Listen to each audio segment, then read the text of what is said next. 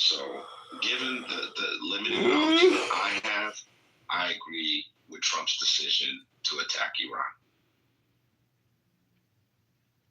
Military intervention overseas. Saddam was building one of the largest artillery pieces in human history to launch artillery shells at Israel. And everybody knows how he did business, with his meeting where he didn't have to say you're fired. He just lit a cigar, said their names, and then they were let out and executed. I didn't know that we had this huge legacy of, basically being at war with Iran. And I guess, since the Ayatollah taking over and the hostages and the embassy, we have been, and they've been kind of lurking in to Iran. So all... And China as well. So all I want to say basically is that the people on here who can't accept, basically Pepe and others. Pepe is so vulgar and so crude and so obnoxious, the way he throws the J word around, Jew word around. It is so obnoxious. But the truth is, the real politic is always the real truth. Kamala lost because, thank God, Donnie, it was like a miracle. He didn't know if he was going to win for sure. But what I'm trying to say is, when you get to this level, it's not 2-face, 3-face, 4. It's like 5-face, 6-face, 7-face, 8-face, 9-face, 10-face. And a lot of this is legacy shit with George H.W. Bush. And, we are a republic, or this representative republic, constitutional and a democracy, so to speak. But see, because of AIPAC and because of American Jewry and Israel, you buy influence in this country because we are a republic. And the highest bidder wins. So when Nigeria comes to the table with all their oil, or Spain or Italy or Germany, or any country starts lobbying in an organized fashion in the way that AIPAC does it, and they want to compete with that influence, well, guess what?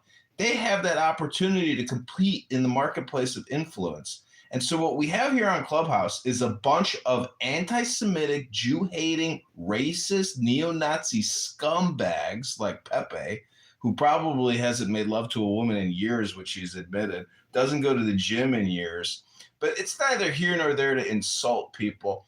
It's really just pointing out that they project the way they want to see the world, but they just can't see the real politic of the situation because maybe it's too much information for them to essentially process it all, because they're living either in a specific time period and they're not able to take 100 of history and smush it into their brain. I don't know. It doesn't matter.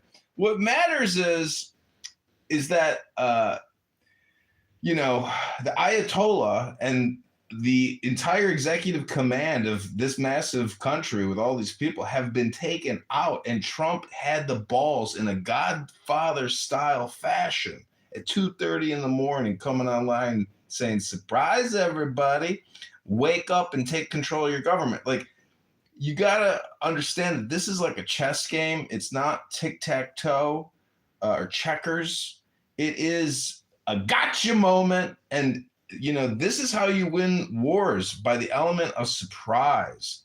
And it's either kill or be killed. And, Israel plays a vital linchpin or a bridge basically to the middle kingdom or the Middle East for our sake. And the energy is that important. And our relationship with the Saudis goes back a long time. Aramco was a joint venture corporation, and we train with the Saudis. We prepare the Saudis for war, and we're friendly with the Saudis because we know who butters our bread. And unfortunately, the Iranians, they didn't buy enough influence to overcome what came their way. And they could have, maybe, if they didn't have their heads so far up their ass, and maybe they wanted to spend a little more time getting to know us and maybe making sure that this shit didn't go down for them.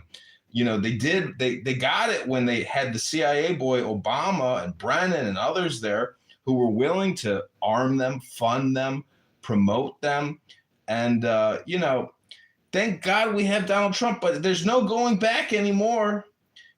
Pandora's box has been opened, and because of 9/11 and this War Powers Act, etc., Trump feels that he can do this because Bush did it. Everybody else seems to do it.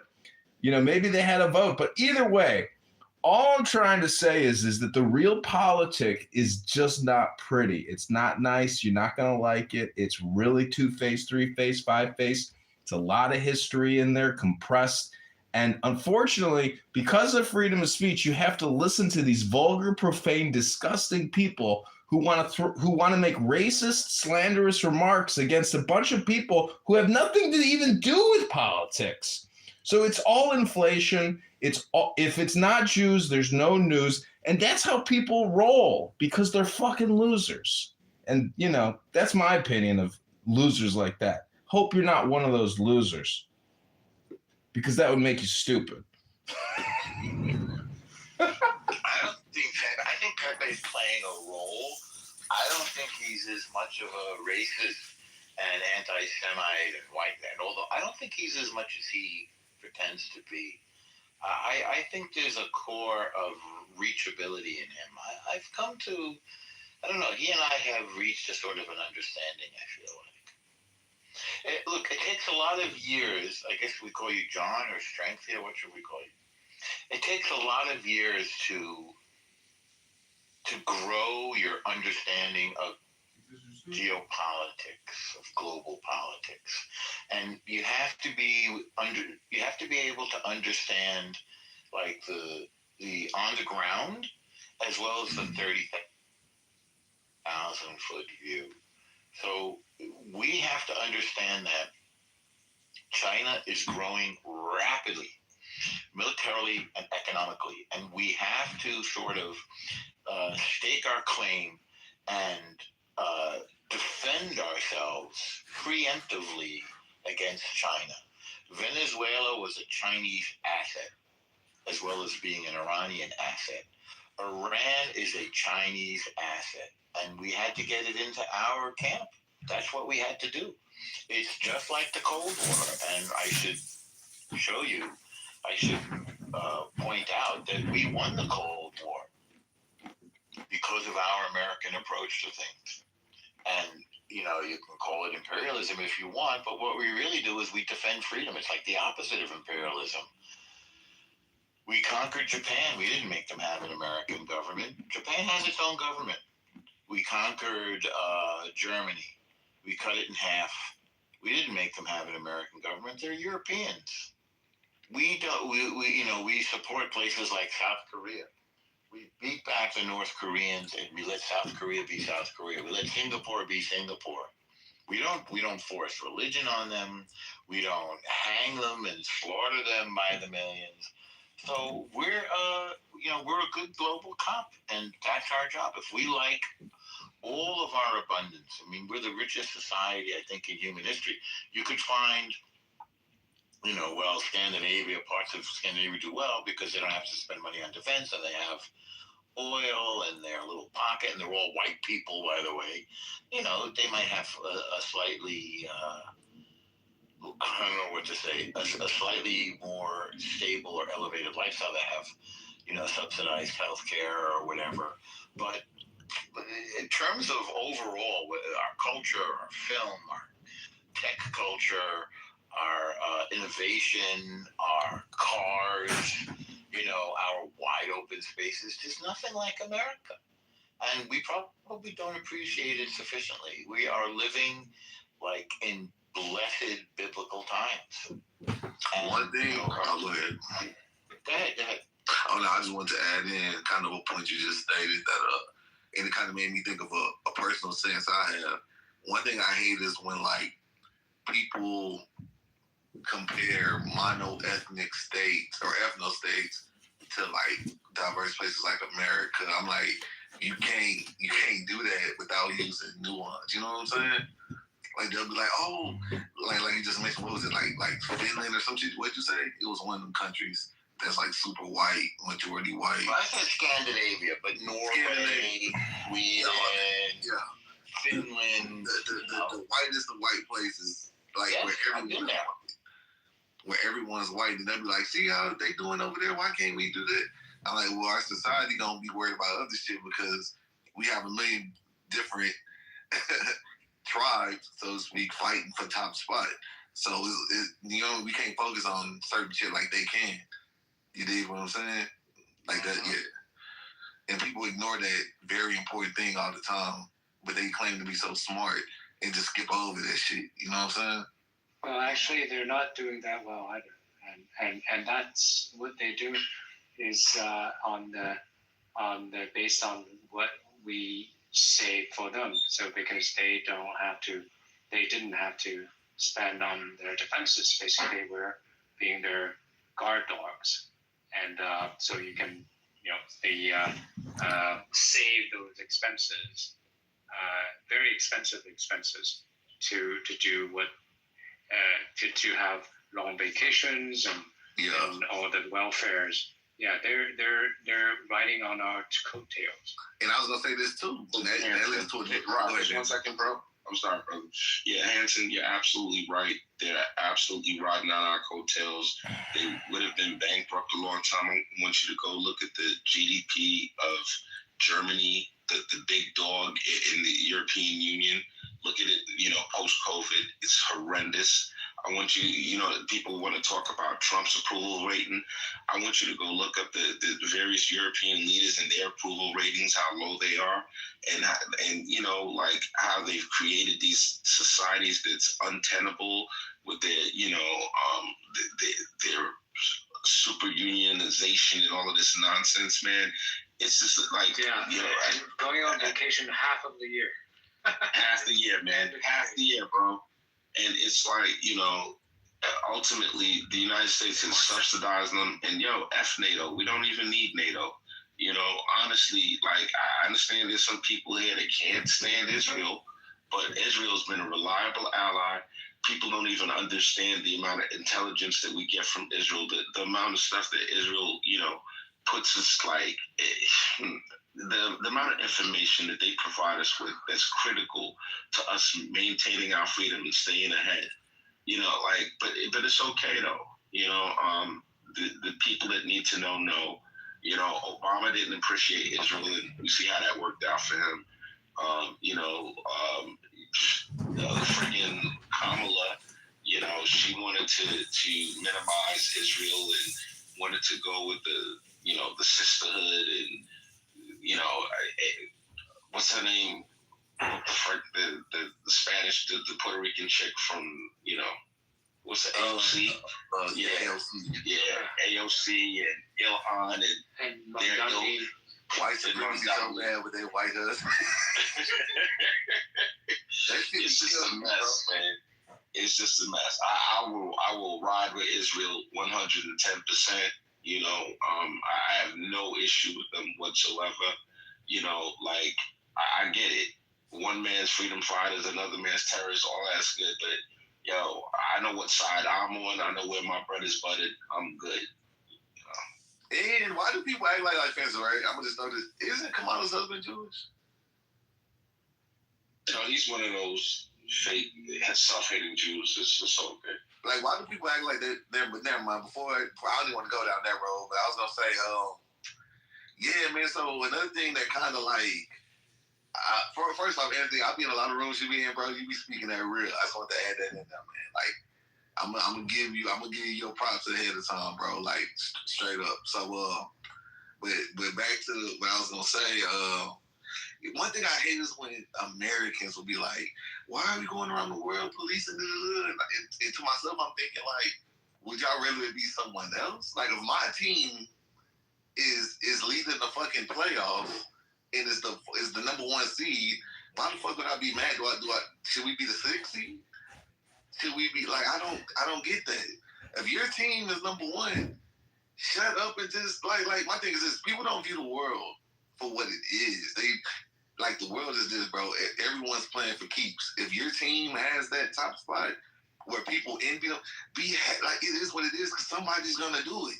Like it's never gonna be just all the world we're gonna stay equal and we're gonna come to this decisions and this ain't Captain Planet, bro. Everyone, if it's not us, it's gonna be somebody else. But Ryan, right? I remember October 7th, the day October 7th happened, I was like, this is gonna end up with Iran getting fucking flattened because when October 7th happened and all those retard and the scumbags were celebrating across the world and they were saying in Australia like acid juice and everything else like that, I was like, this is gonna end up with Iran getting fucking flattened. I have never seen a Jew in 2,000 years. I am so glad that I'm alive to see the Jewish winning again. Benjamin Netanyahu is like the modern day King fucking David. He is deleting enemies and he's deleting terrorists like a Jew hasn't deleted them for like 2,000 years. Bro, this motherfucker was like, oh, Hezbollah dead. Iran fucking dead. He was just like, all the enemies, Yahya Sinwar fucking dead.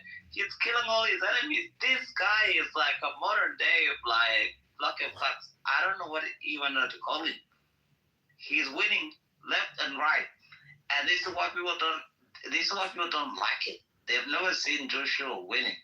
Bibi is winning, and the way he's killing their terrorism and deleting the enemies is so grateful.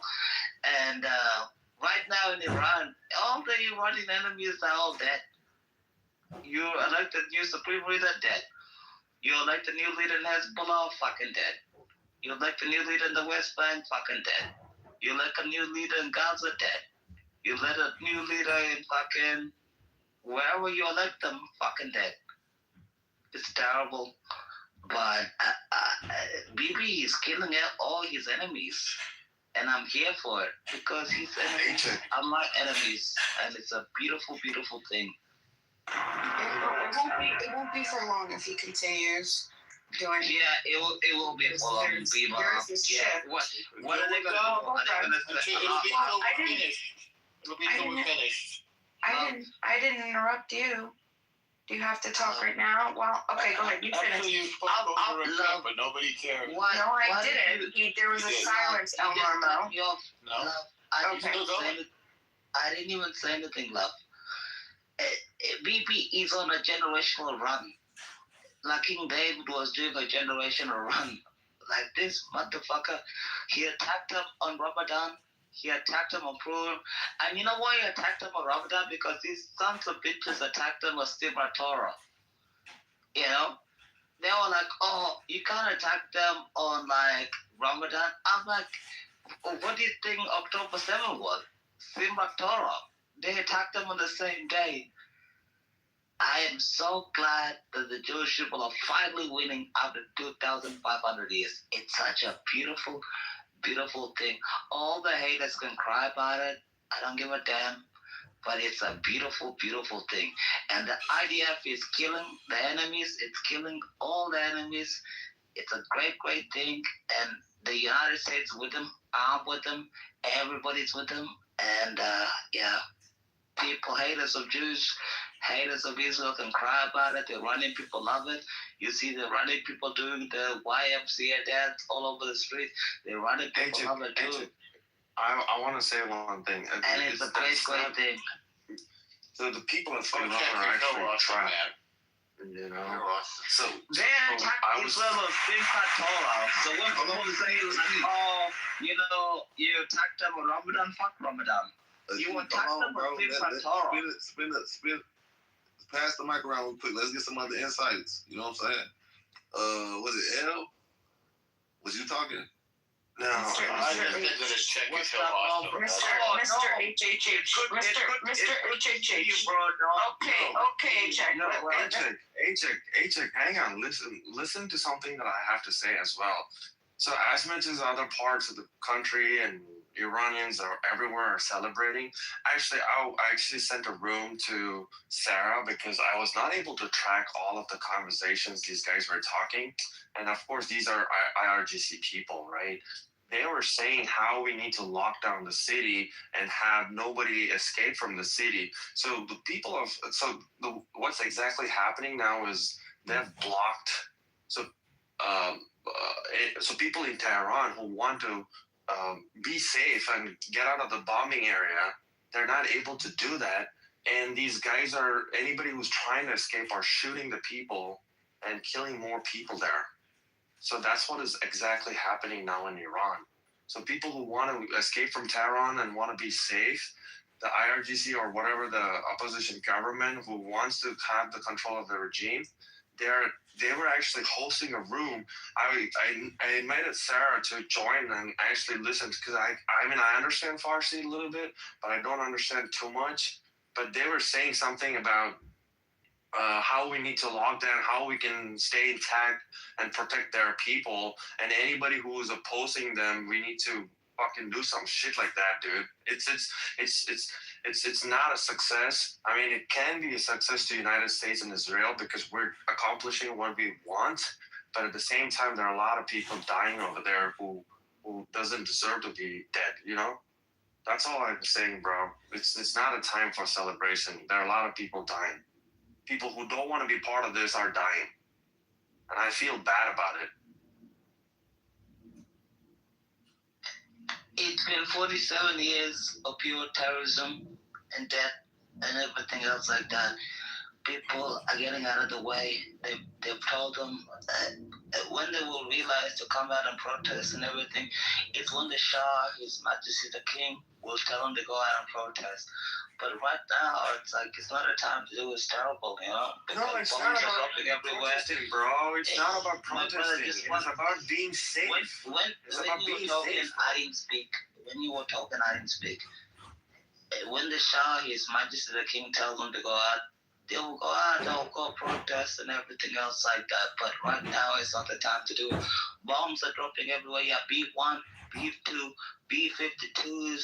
Stratosphere bombers, F-22 pilots, F-35. You have the whole shebang that is going on there. Do you even understand what I just said? I'm not denying that. But the Majesty, what the Majesty is going to do, he's going to stay inside. But then people are not safe inside when the bombs are constantly dropping. So without boots on the ground, without some other external help, how are people? My brother, it's going to take some time, bro. It's been 47 years of little terrorism. You know, like, if a stray bomb lands there, if a stray bomb lands somewhere else, like, how the hell is that America's problem? They've been asking for this. The Shah of Iran has asked for this. The people of Iran have asked for this. If you look at Goldie's face, Goldie, one of my good friends from Canada, Arvin, one of the best ones too, Skull, by the way, I have to ask you a question. Do you know Goldie, Skull? Yeah, she was part of the parliament. Yeah, she's one of the best. I've been talking to Goldie for the last 2 years. You know what I asked her? You know what I asked her, Skull? Everybody asked for it. Wait a second, my bro. You know what I asked Goldie? I said, why do you want the U.S. armed forces to bomb Iran? And you know what she said to me? She said, it's what our king wants, and it's about time we get freedom, and we enjoy freedom, you know? It's a terrible thing to bomb another country, but she's been protesting. She was there on Saturday, and she was like, you know what? Americans are not trying to kill our people, you know? They're trying to kill the regime. It's a great, great thing. And I hope it works, and I hope it wins no matter what, because this is a terrible thing that's happening. But freedom is at hand. For the brave people of Iran, we love them very, very much. God bless you. Bro, you still didn't answer my question as to how we need to handle this situation, knowing the fact they're doing the same thing what they did in Gaza. They're using innocent people to shield. Don't talk about Gaza. Gaza is a different thing, bro. Gaza is terrorism. Gaza is a terrible. Bro, they're not letting people to move out of the place. Don't come here and be like, oh, they're doing the same thing as they did in Gaza. Is such a horrible, horrible place. You're so biased. You're so biased. So, I don't understand that he was actually supporting the argument. Wait, love. He was supporting and didn't support. And you're so biased. And you're such a disgusting human being. You're a piece of shit. You're a piece of shit. You're terrible. Your mind is a terrible place to be. The way that you can collectively condemn an entire people. Your brain is a terrible place. Listening to your death cult speak and the way that you speak death happily, that is what is horrible, right? At least Mr. HHH has some dignity in the things that he says. Thank you, by the way, Mr. HHH, for having some decency, some human decency, and being able to not go into this death cult-like, weird, sick,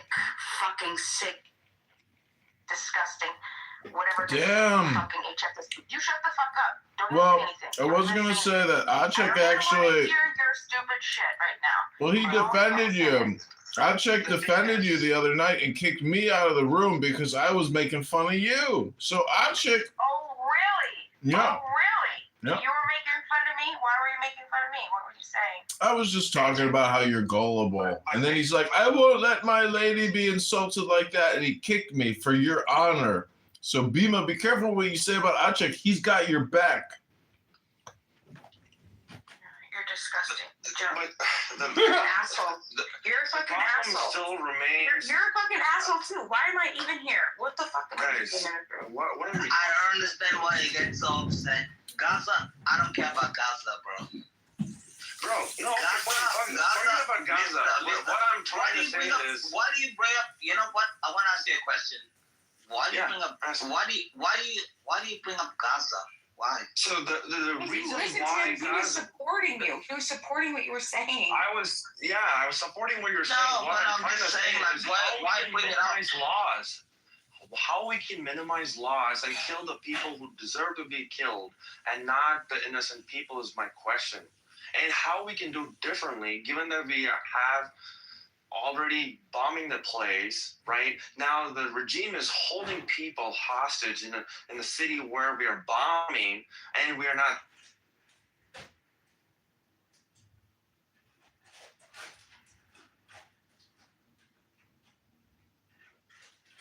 What happened? I thought it was me. Mr. Agent Teacher. I think something happened to his phone. It has nothing to do with me. I don't remove people. I don't kick people. It's not my deal. And that's a sensible question. It's a sensible question. So what is the We didn't hear you. Mr. Agent I'll explain. We didn't hear anything but what is it? Nobody heard anything you said, bro. You were like quiet for like 20 seconds. Nobody heard anything. Nobody. Because we're passionate at talking about how we're destroying it and we're accomplishing and succeeding in that direction. Yes, I'm not disagreeing with any of what you said, but what I'm trying to say is, and why I compared to Gaza is because Gaza also, they use the people over there as human shield, where innocent people were killed, and the same thing is happening. They know that we're bombing the Tehran capital, and we know that we cannot kill innocent people, so they're trapping the people in the city and not allowing the people who want to escape the bombing area, so that the innocent people also die in the bombing, along with the other people who deserve to be killed. You know what I'm saying? So how do we do that? How do we do it more creatively is what I'm asking. So, I mean, we're just discussing about it. That's all I'm saying. But, yeah, you can go ahead and tell whatever you want. We can just blow it all up like we did Gaza. Or like Israel did Gaza. Actually, Israel was actually nice to Gaza. Oh, come on. Yeah, Gaza was a terrible place. They put bombs under schools, under hospitals, under mosques, under everywhere. You know, horrible country, horrible religion, horrible people, worst of the worst scum. And they just forced Israel to go in there. Grandfooted. Gaza was horrible. One of the worst of the worst. I can't imagine fighting in Gaza as a soldier. I fought in North Sudan as a soldier, and that was terrible. But the very same Let me people tell you who something, want, mister. but the very same Wait, people bro. who Mister, want Israel to help them are My also brother, getting my killed. Is what I'm brother, trying to say. let me tell It's you two something. different things. It's two. Yeah, I get what you're saying. Gaza is a small geographic area. Let me tell you something about these terrorist people. You know, when I went to North Sudan and everything, I was like, I went to a mosque one day, and these women were like terrible, horrible. You know what I mean? And I was like, why the fuck am I here? And then underneath the ground, you know what they had? Fucking bombs. When I was 19 years of age, these people will put bombs everywhere. You really want to fight fairly? You're dealing with the scum of the earth, and you have people, terrible people like this being like, oh, these are like, oh, protected sites and everything else like that. You don't understand. You're dealing with fucking scum. You ask a single American veteran The second Bro, they went into a do you mosque, know how many they people were are dealing with scum. You know how many people in Iran are celebrating that US and Israel are actually taking I don't think you need to talk to your veterans, because the veterans will tell you these people put bombs fucking everywhere, bro. You have no idea.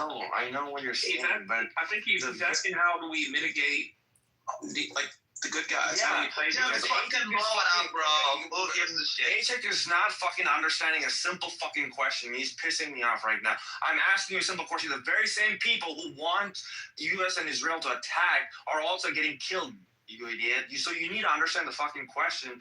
How do we save the people? People are celebrating everywhere. Iran. Mister, there's not an easy answer. It can't. If it gets into the streets, it's building to building. In the meantime, they're trying to kill the command so that they can all lay down their arms and essentially all just pacify, by killing the intelligence. You just can bomb, bro.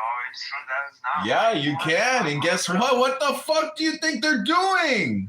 This is total war. This is a war to end all wars.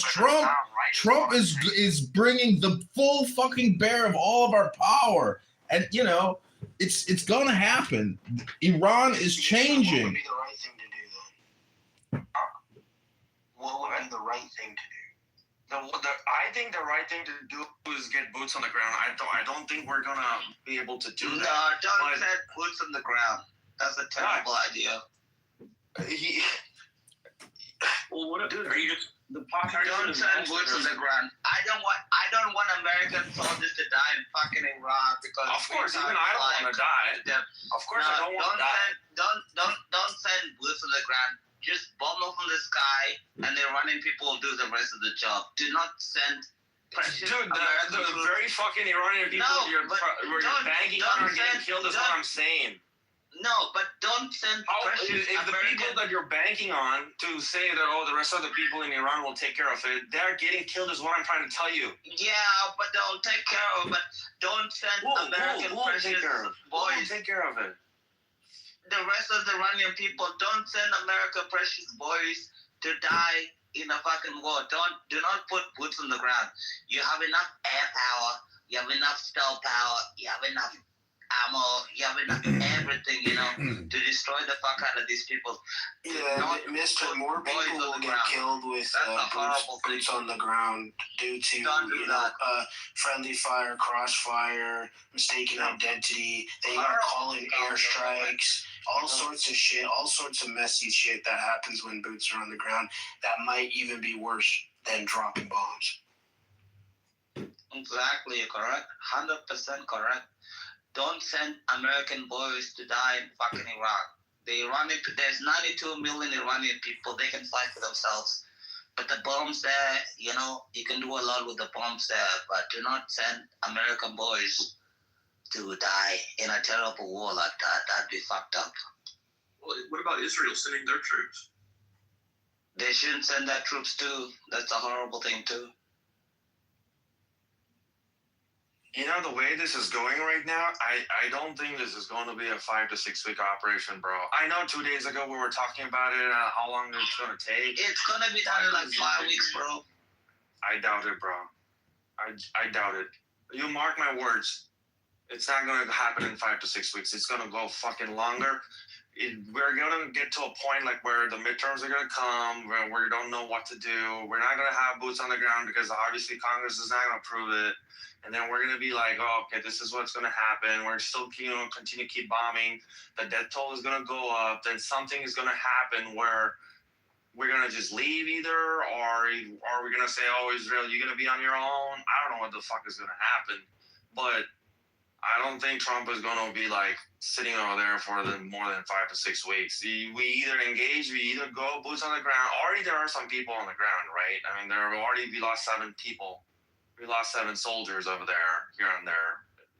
But I just don't know. This is not fucking Gaza kind of a shit, like where it's a small space. Fucking Iran is so huge. Iran is so fucking huge. I know, but everything is concentrated. It's not spread out. And this isn't like the Dr. Evil total regime. I mean, they're pretty centralized. And they've got satellites that can view your fucking hair and your fingernails. There's nothing that they do that doesn't go unobserved.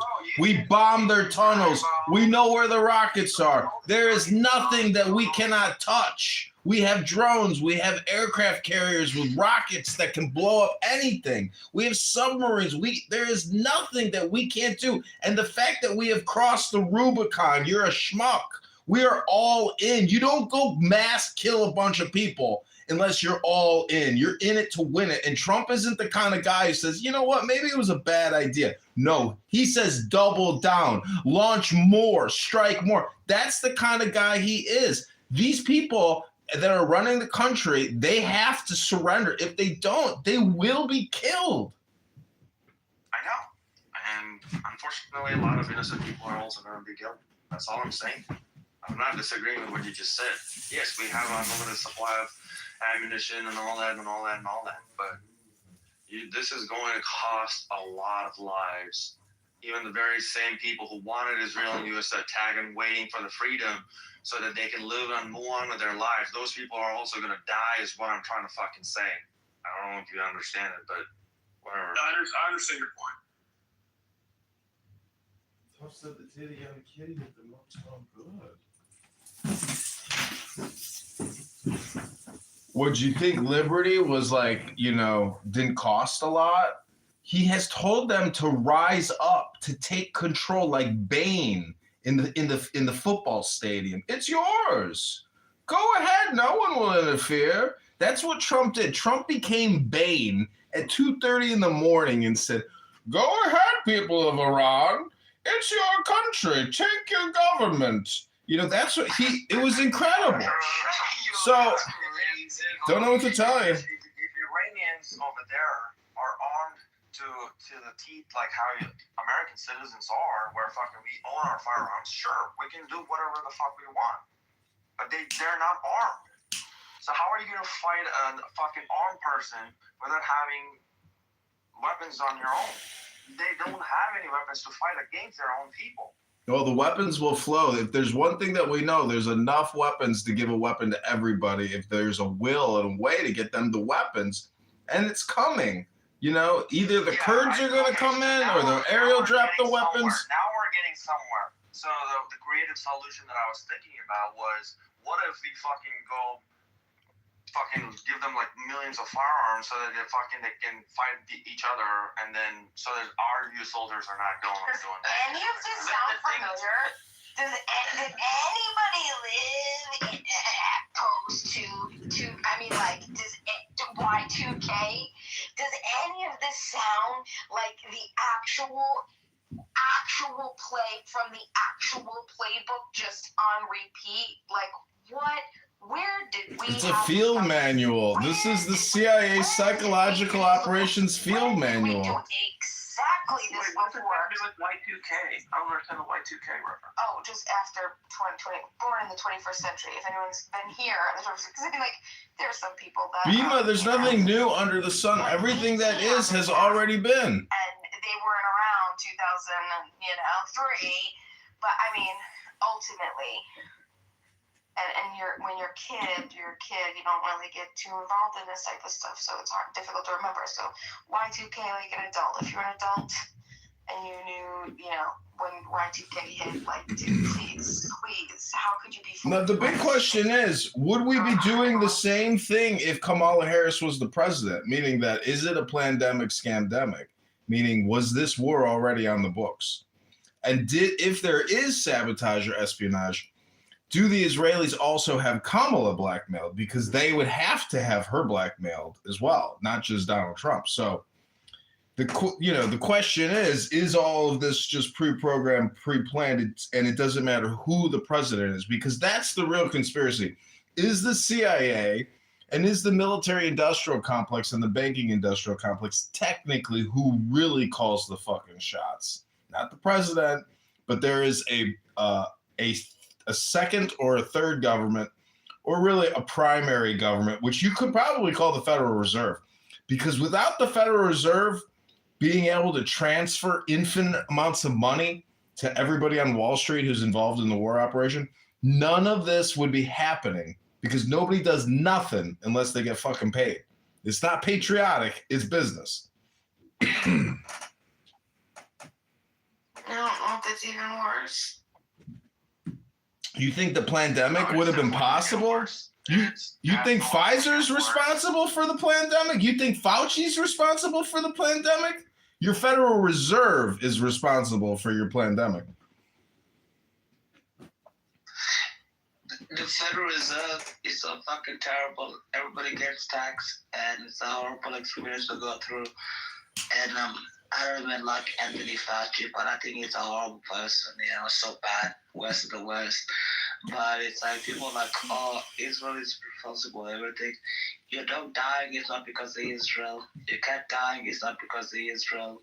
Your sister dying is not because of Israel. So many people are just bad.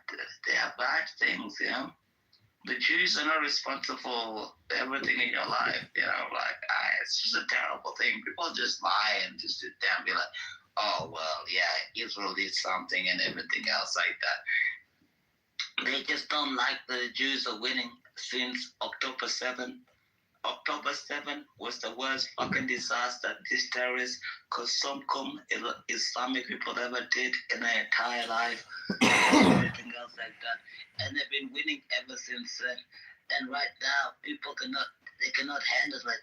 They cannot handle it. They're like, oh, we wanted to destroy them and everything else like that. But it's not happening. It's not happening. The Jews are winning. They're killing all the enemies. 9/11? 9/11 was so terrible. So bad. It's the worst of the worst, I can't even say that. 9/11 is obviously worse than October 7th, 9/11 was so terrible, so bad, So many Americans died. I love Americans, the best of the best people in the whole entire world. And that was so bad, But October 7th, when he attacked the people that day, he thought he was going to do something great, but he fucked up. And right now, look what is happening in the entire world. 2 years ago, I remember I went to a protest, and these motherfuckers were like, oh, it's the end of the state of Israel. And I'm like, you bitches don't even know what you just unleashed. You're going to be dying. You're going to be dead in 2 years. Sinwar, fucking dead. Nasrallah, fucking dead. Khomeini, fucking dead. All the Kosumkum, fucking dead. It is the worst strategical mistake they ever did in their fucking lives. These people are so bad, people. Terrible. The worst of the West, I mean, why is reality like this? Like, all of life is nothing but like perpetual war and murder and conflict and sabotage and espionage and honeypotting and spying. It's like, holy shit, maybe there's a communication problem between the borderline, Like, why isn't that?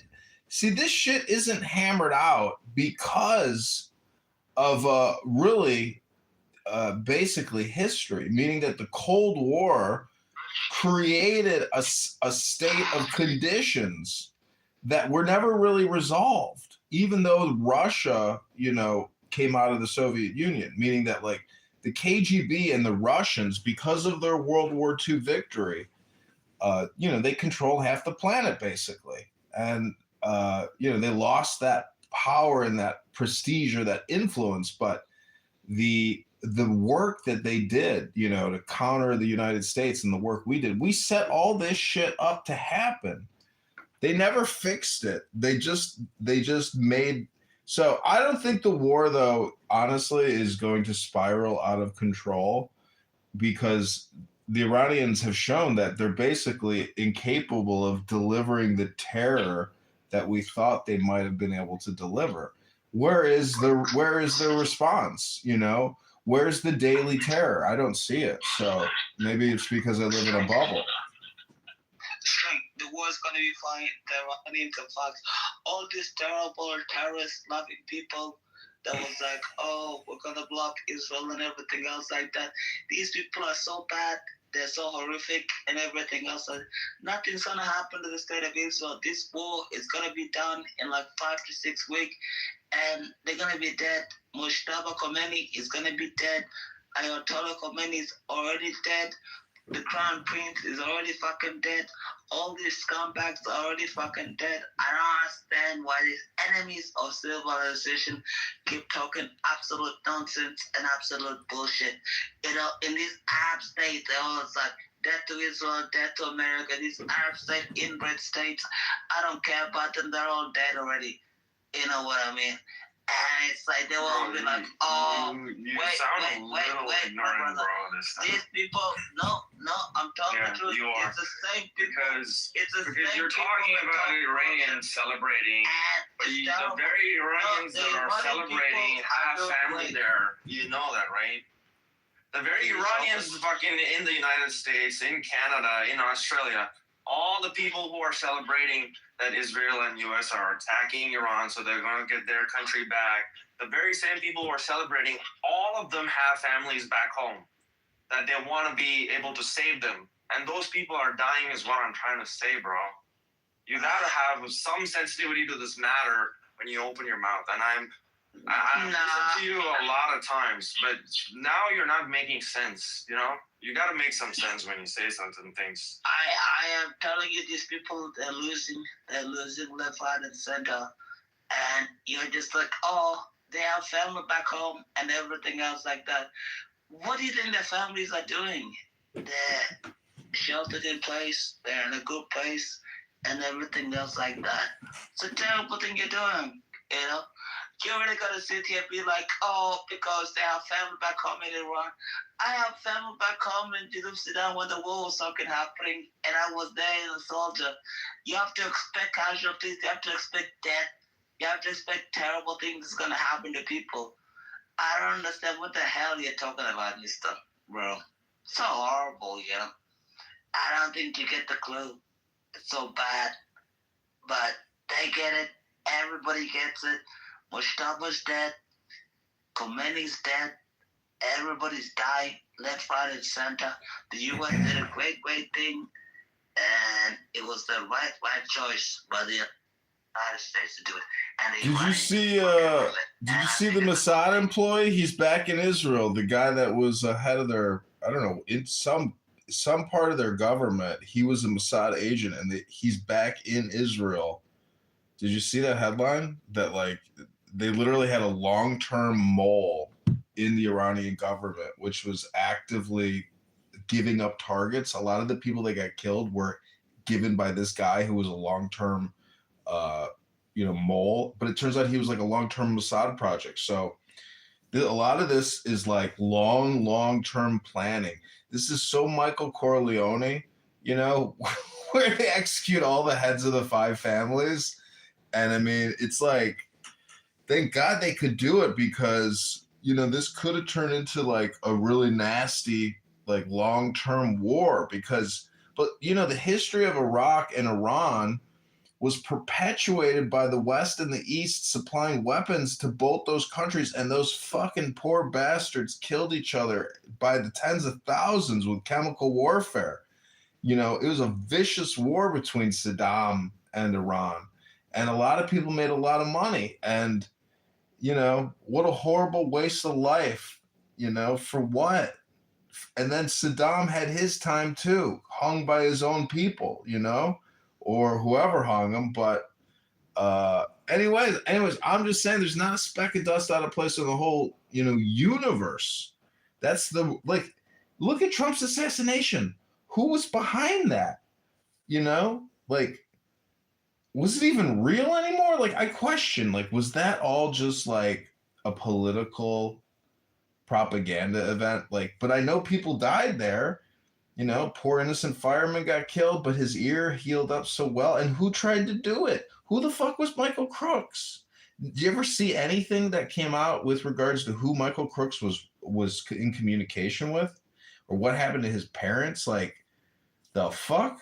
So there's just the narrative in the story implies that, you know, that I think there's a bigger thing at work here, which you can't really always tell because it's that big and it acts in the shadows, which is technically like the CIA, meaning that the CIA is too big to fail. And because of that, they can't seem to fail, even if they fail up. But this success goes to the dedication of a lot of those pilots who spent their whole lives preparing for these strikes, and and they survived. So, and it's all because of technology, proficiency, training. It's not a fucking video game that like. It's like a real life video game for these people risking their lives, and and like you said, all these innocent victims, the civilians who are the ones who always suffer during wars, they're right in the middle of it, and you can't avoid it. So, long live the fighters. Peace to the martyrs.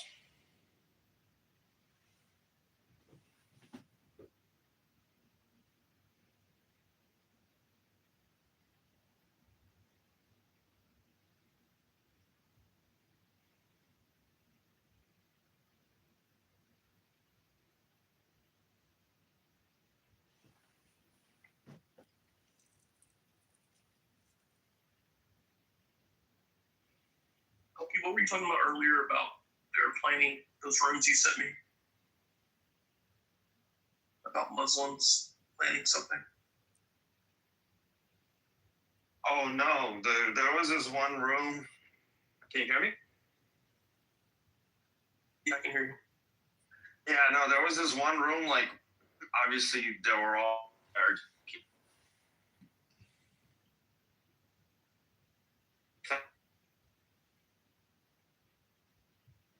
I think you're the Matrix. Matrix alert. Hello?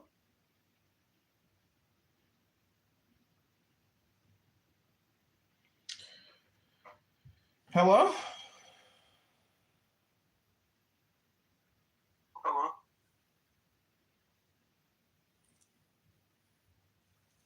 Paycheck, Bima, Kitover. Have to follow certain things. No, well, yeah, we're just listening. Huh? You cut out again, Pokey. Couldn't hear anything you said.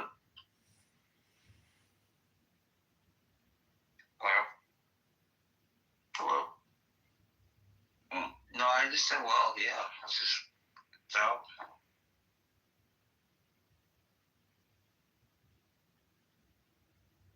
So, there's a lot of like fake videos. Can you hear me now? Hello? Can you hear me now? Yeah. Yeah, so they were discussing about how we can trap people, because obviously they're not going to bomb if innocent people are also part of the crowd, right? So the way they were talking about is like how we can hold the people like hostage. I wouldn't say hostage because that's not the right word, but not having them give the freedom to flee the city where we're actually bombing. So they were talking some shit like that, dude. It's pretty horrible. It was on a Clubhouse, and I sent it to Sarah, and I asked her to join, and then she joined, and then they kicked her out, and they blocked her from the room. So I was just in a stealth mode and listening to all these people, and of course I don't understand Farsi much, but it was really sad that all of them had this fucking Ayatollah's picture. Everybody in the room had their PTR with that fucking leader.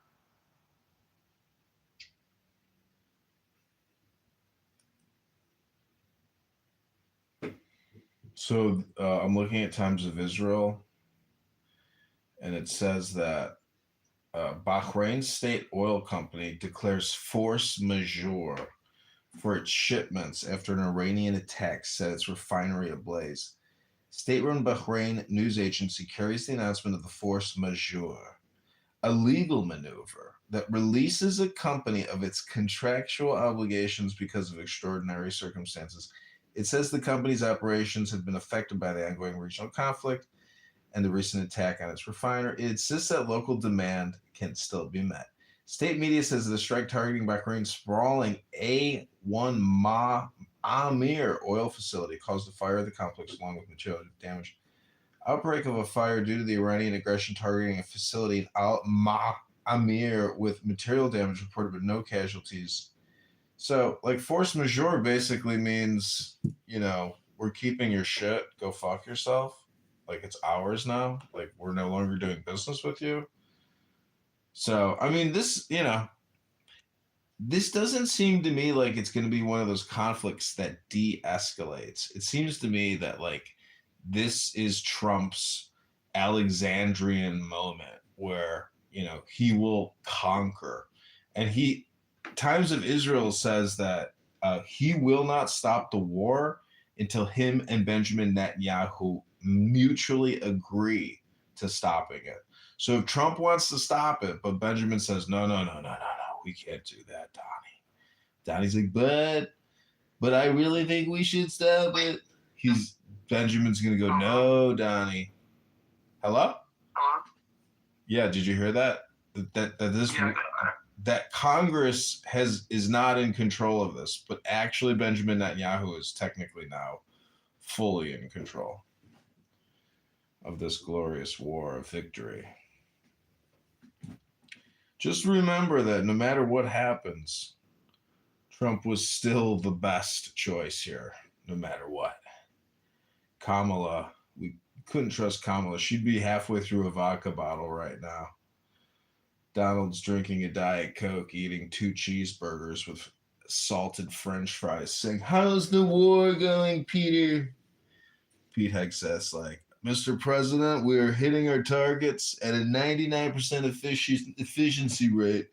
They are taking hell every 10 minutes. Great work, Peter. Keep pummeling them. Fight them in the seas. Fight them in the mountains. Fight them in their villages and fight them in their biggest cities. Wherever you find the enemy, fight them, Peter. Yes, Mr. President. Melania, pass me the ketchup. I just love a good cheeseburger late at night in the White House. While my armies conquer ancient Babylon. My armies are penetrating further into ancient Babylon as we speak at this very moment. First we conquered Iraq, and now we are conquering ancient Cyprus itself. King Cyrus would be rolling in his grave if he saw what I was doing to his ancient kingdom.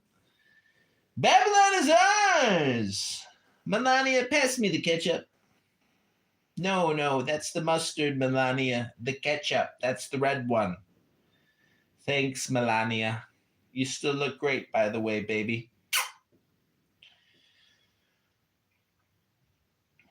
Peter, give me a war status update. Mr. President, we have killed 80% of their leadership. We just have a few holdouts. We think we'll have the war wrapped up by Wednesday, Mr. President. Great work, Peter. Top-notch work. You're doing God's work. It was necessary. We had to do it, Peter. We had to do it. They tied our hands. We had to do it. I understand, Mr. President, but we're killing an awful lot of civilians, Mr. President. Well, you know, after the Shah becomes the next king, he'll have to set up a reparations fund for his people. It's necessary. But no matter what happens, I was the right choice, wasn't I? Absolutely, Mr. President. Thanks, Peter. Great work. I'm going to give you the Medal of Honor after it's all said and done. They're going to remember you for getting rid of the trans. Thank God you got rid of all those men dressed up as women. Oh, nothing but a pain in the ass. Bunch of complainers. Can't figure out what the difference is between a penis and a vagina. God is trans. Many people don't know that trans just means transformation. God can change because God is limitless, but a man, if he has a penis, will always be a penis. It's a man. And if a woman has a vagina, that woman will always be a vagina. But God can change. But you can never change your sex or your gender. It's just impossible. All right, everybody, I'm at the Chicago Theater. I'll be here all weekend. Tickets are $10 a pop. Just go to ChicagoMayorElection.com for more comedy. That's right, Chicago Mayor Election. I'm running for the mayor of Chicago. You can follow us on Instagram at Chicago Mayor Vote. That's right, Chicago Mayor Vote. I'll put a link in the chat and on the Jumbotron. Did I clean the room out? Everybody went to sleep because they got work tomorrow? I got work tomorrow too. Bam, bam, bam, bam, bam, around. Bam, bam, bam, bam, bam, around. Bam, bam, bam, bam, bam, around. We're gonna bam around the clock tonight. Was that a drop? Bam, bam, and S for Han. We're gonna drop a big bomb on Tehran. Hey, Mr. Dog, welcome back. Hello? Can you hear me? I can hear you. Ribono Shalom. A lot of people are gonna die. Sure. Can I ask you a question? What is it? Where are you from? I was born on a planet near Saturn called Uranus. It's near Neptune. Give me an intelligent answer, please. Oh, you want to know what planet I'm from? Earth. I was born out. I said, give me an intelligent answer. I just said Earth. Did you hear me? Yeah. That's intelligent. No, that's not intelligent. It's accurate. Accuracy is intelligence, is it not? Okay, let me ask you this. Mm-hmm. Do you know what percentage of the population truly wants liberation and how many people are in support of the regime? Do you have any idea? I think probably Pareto's principle 80-20, right? That's incorrect. No, what's the correct number, Dr. Statistics? The numbers are a little more higher than that. It's close to 60 to 40%. Ooh. Okay, so 60% of good people who want Israel and U.S. help to get liberated and have their own country under whatever the prince guy that got chosen by Trump, right? Mm-hmm. The other 40% is a pretty huge population that are going to continue to fight back. It's like 30 million people. Easily, yeah. So 30 million people, and what's the population of Iran? Close to 110, 120 million, right? So out of the 100 million people, let's say it's 100, let's take a whole number. Out of 100 million people, 40 million are in support of the regime. They're going to do anything they can in order to make sure they retaliate till their last breath, right? Mm-hmm. So that's what we're up against. And then there are 60 million people who wants peace, who wants this government gone, and they're asking the United States and Israel to help them, right? Mm-hmm. So given the situation where 60% of the population is something that you don't want to kill, and 40% of the population is trying to make sure that 60% of the population suffer because they're getting help from outside, right? Mm-hmm. So how do you think, I know Achek was saying it's going to end in like 5 weeks or 6 weeks or whatever. Do you think you can eliminate the bad people? I mean, yeah, we're talking about leaders. Yeah, they're eliminated, Ayatollah, blah, blah, blah. All the major folks are gone. So the remaining 40% are still going to cause more chaos to ensure that this is not going in the direction Trump wants, right? So how do you think it's going to be a 5 to 6 weeks engagement? What's your question? My question is, how do you think this engagement is going to end in 6 weeks?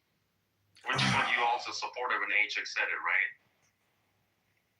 You don't know if it could go for 6 years or 600 years or 600,000 years.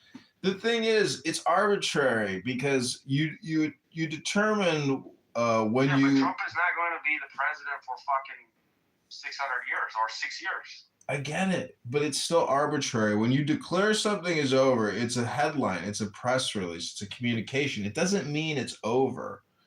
So, even in these negotiations, it's everything is always tentative, and people always want to say all or nothing statements, and it's just more of a philosophical understanding about the experience. I can't really, tell you. I don't know the future. No one does.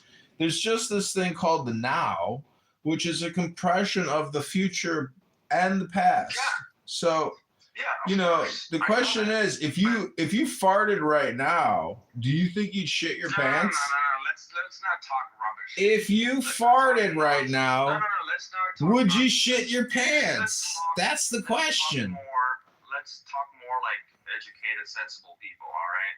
You don't have to give me an analogy that doesn't make. Well, Achek is back. If you can't talk with me because I'm too stupid, try talking to Achek. Hello? Yeah. Well, I'm asking you. What's up, bro? Sorry, I just finished work, Australia, and we have a different time zone. Sorry, bro. No worry, Achek. No, I was just saying about the population and what percentage of people are in support of the regime and how much percentage of the population that are against the regime. So given the fact that you guys agree that we're going to finish in 5 to 6 weeks, there are like close to 30 million people who are in support of the regime, right? And there's 60% of the population is against the regime who wants United States and Israel to help them, right? So in 5 to 6 weeks, how are we going to ensure that we're going to kill all the bad people? I know we talked about the leaders. Yeah, this gone, that gone, Ayatollah gone, Khomeini gone, blah, blah, blah. All those guys are gone. So we still have 30 billion people who can replace another leader and continue to move on. So how do you think it's going to be a 5 to 6 weeks? You got to understand, it's a long-term reprogramming operation. Yeah, you can't reprogram people overnight. Trump is not going to be long-term. Listen, change comes in the middle of the night. Fear overtakes large groups of herds of people like flashes of lightning in the sky. You're so pessimistic, you have no idea what happens. My only point that I'm trying to say is this is not going to be 5 to 6 weeks operation. It's just your opinion, sir. It's just your opinion. No, it's not. Yeah, it's your opinion. See, this is the problem with people on Clubhouse who demand that their opinions are not opinions, but they're facts. No, you have a misunderstanding, apparently, of what words mean. I guess we're just going to have to agree to disagree on what words mean. But, if you want, it's totally up to you. Disagree. No, even if I have to disagree, I have to understand what you say, and then I can disagree saying, yeah, okay, fine, I understood your point. But I'm not able to understand your point even. Okay, tell me, what is a woman? What is a woman? Answer that question. We'll find out. We're going to get a diagnostic here. Yeah, what is a woman? That's irrelevant to what I'm asking you. All right. That's irrelevant to what I'm asking you. Well, if you farted right now, would you shit your pants? See, this is what you talk. If you farted right now, would you shit your pants? Your IQ is reflecting on just all these. I'm just asking a question. If you farted right now, would you or would you not shit your pants? Is a fart just air passing over a turd? Is a fart just air passing over a turd? No, it's just you eating some dog shit, maybe. I think that's what it is. Is a fart just air passing over a turd? Ooh, that got too personal, didn't it? I will not be mocked. That was his final answer. I will not be mocked. How dare you give me an unintelligent response? Only speak to me with intelligence. How dare you? Did you guys have a personal problem or whatever? I had to get a phone call to finish work. What was that? Oh, he'll be back. He's just going to go to another room to try to spread more propaganda. That's terrible. There's awful, horrible, terrible people on this app who just want to use this app as a place to just spread lies and misinformation because they know the power of communication. But it's up to us, on this app to essentially mock them, roast them, record them, expose them, report them, because they're just lying. They're not here to learn anything. They're just here to spread propaganda. That's all it is. This app is literally a government, financed propaganda research project. And the gold coins thing on here is so stupid because it's not like if you send me gold coins, I can send them to anybody else. So it's just fucking pointless. The people who run this app really are the biggest fucking dummies of the app. They're so stupid that they don't even come on here to listen, to even get to know the people that use their stupid app. I don't think they actually work. I think they just have like a monthly meeting and they set some goals and then the programmers work on it. They have their stupid town hall and they call that their like monthly conference call. And then they all go back to their lives. And then they don't even think about the people that sit here and talk because we're just the product to them. And it's not important. It doesn't matter what they're saying. All this data, every single thing that everybody says in here is 100% getting bought by the NSA and the CIA and being sent through an Amazon cloud for infinite retrieval. Because if the Democrats come back into power, they have said that they want to arrest and re-educate maggots, aka Republicans. And Reid Hoffman, who owns this app, who is a confirmed Epstein pedo, just remember that when you use this app, it's connected to Jeffrey Epstein and billionaire pedos. And they are Democrats. And, they are worried because people keep speculating, but I know it's all just fake news, that Hillary Clinton and Barack Hussein Obama are going to be arrested. And Joe Biden as well. I don't believe it. I don't think it'll ever happen because it's just never happened. No president has ever been like, let's go arrest former presidents. It just doesn't happen. And Kash Patel is too busy getting drunk at soccer games, flying around in a fucking beautiful 747 with a hot Israeli asset. Real asset. Top-notch asset. What a life. If there's any miracles out of the Trump administration, it's Kash Patel's lifestyle. Just like, wow, baller status. Instantaneous J. Edgar Hoover, FBI baller status. That's the thing about life is sometimes you go from being a nobody to being like the most powerful person, like imaginable, And the FBI is the biggest surveillance and counter-surveillance organization on the planet with the largest number of paid snitches. And you know what they say about snitches? They get stitches. People on this app, they're all wasting their time because they're so stupid. They don't even know that everything they're saying is being recorded. Not just by me, but by actual intelligence agencies that don't even care what you're saying. They just know that in the future it's valuable. But right now, nobody cares what you're saying. But in the future, there's value because then they can blackmail you or hold it over your head and say, hey, you said all this. Oh, well, it's out of context. Okay, well, here's the full context. And you said all this. Oh! I mean, I'm being facetious now. Maybe I'm forward projecting my own situation, but I don't think so. Because basically, everything gets updated real time. So, 10 minutes from now, it'll be the new set of conditions and the new recordings. And really, the thing is, this is why I know all these data centers are scams.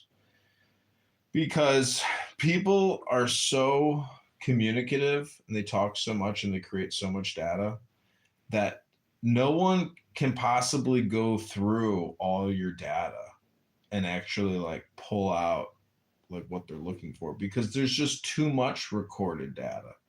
So for example, if you go to John Kitover on YouTube, etc., and you just type my name in, there are so many videos, like we're approaching 100,000 videos, that like you just give up because you're like, what am I even looking for here? It's just like nonstop Clubhouse recordings and tons of AI videos. So like I get it, but like there's so many videos here, I can't find what I'm looking for. So I'm just gonna let it go. Leave it alone, John. That's it. Bye. Done looking here. Moving on to the next dopamine drip over here. Look at this YouTube AI video. Look at this Meta AI video. So Ajak, do you have a Meta Quest 3S? Do you know what that is? It's made by Fake Book Meta.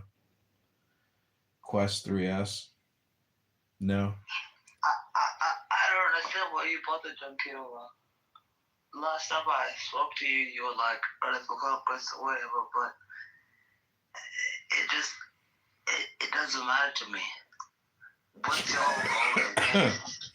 There's no goal here, Oddchuck. I'm just live streaming all this content because I'm running for Congress, and I'm also running for mayor of Chicago now. So after that can't be too hard. Oh no, it's actually I'm running as a libertarian this time. I'm done trying to run as a Republican. As a libertarian, that's terrible. Why would you run as a libertarian? Because I'll be able to get on the ballot as a libertarian, but as a Republican Democrat, it's impossible. The lawyers and judges just control who appears on the ballot. But as a libertarian, I can run unopposed. Oh, you have terrible lawyers and judges. Makes sense. Yeah. Okay. It's my strategy. It's my intuition because I've been through it and I voted on enough times to where a lot of this is like the visualization of what it looks like on the ballot. And so when you run as a libertarian, you get full representation on that ballot as a libertarian. And, when people sit there and they vote, they think about, who am I voting for? They're going to look me up and say, you know what? I'm voting for the libertarian. I've been voting for the Democrat these many times. I voted for the Republican once or twice. I'm going to try this third option. And I think there's a good chance that I can, possibly have a good showing because there's, very small chance that I'll win. But if I can win, place, or show, like in a horse race, if I can even come in third place, wow, that's a victory,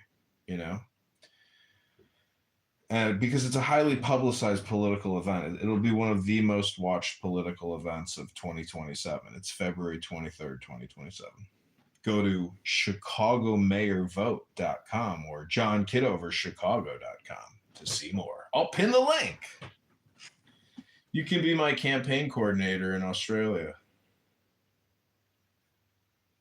I'm in Australia. I can't even help you, bro. But I'm just trying to say, many things can happen. You never know in life. Because a lot of this is networking. Like, by doing this, I meet a lot of people that I would never meet. And it's also even about getting to know the people in Chicago that I live with, because I'm going to have to get 15,000 signatures. So I'll be in the streets, 40 hours a week getting signatures. And you meet a lot of people, and then next thing you know, you get invited to this event and you find out about that. So it's like creating a network. It's like an intelligence network, basically. When you get political, you create a Rolodex and an index of people you've come in contact with. That's what Epstein said in one of his emails. He said, it's not about what you know, it's about who you happen to meet in your life. So the more people you meet, there's a greater opportunity that you're going to discover intelligence because these people are engaged in business operations. Like, I know somebody from internet advertising that's now working in the White House. And he owns a venture capital fund, and he's one of the craziest people I know, or he looks crazy, but he's super Christian, super rich, and he's working in the White House. I'm like, what is this guy doing in the Situation Room?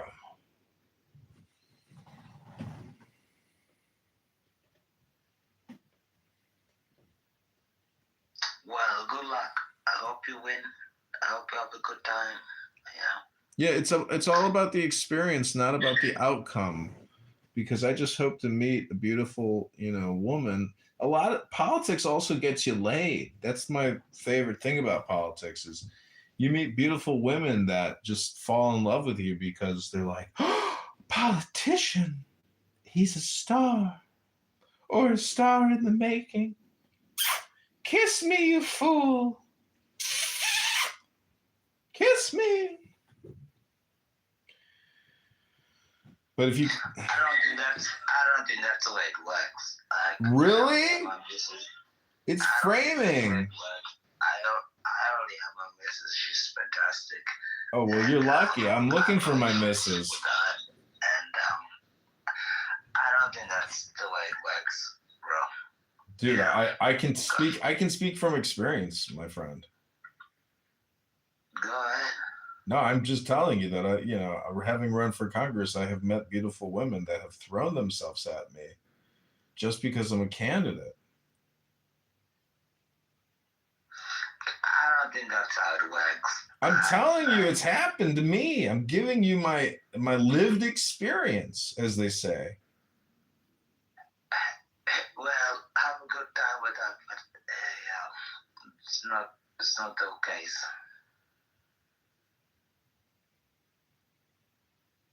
Well, you just don't like liberty. Do you like libertarians? No, I think libertarians are fucking losers. Oh shit. And I think they're scumbags. And I think they're liars, terrible people. Oh my They God. don't even tell the truth to their own people. Libertarians are the worst.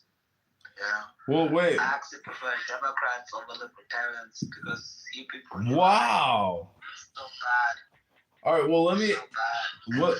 Before you tell me why they're so horrible and bad, tell me about economic philosophy. Meaning, what do you think about like unsound money? Meaning that the dollar is not tied to currency, to gold or silver. It's not pegged to a metal. It's basically infinite. Meaning that fractional reserve banking allows us to borrow and spend as much as we determine in our budget. Unrestricted. Like, do you think that that's moral, ethical, or virtuous? Because that's my big critique. And I don't think that it has anything to do with political party, Republican, Democrat, Liberty. I'm just saying I think I'm accurately describing the moral hazard of engaging in running deficits. Don't you think that's? No, I'm just telling you, libertarians are the worst of the West. Maybe you have a different opinion, everything else like that, but I think libertarians are terrible people, just horrible. You guys, you run on absolute nonsense, you run on absolute BS, and you want to destroy things. Libertarianism is terrible.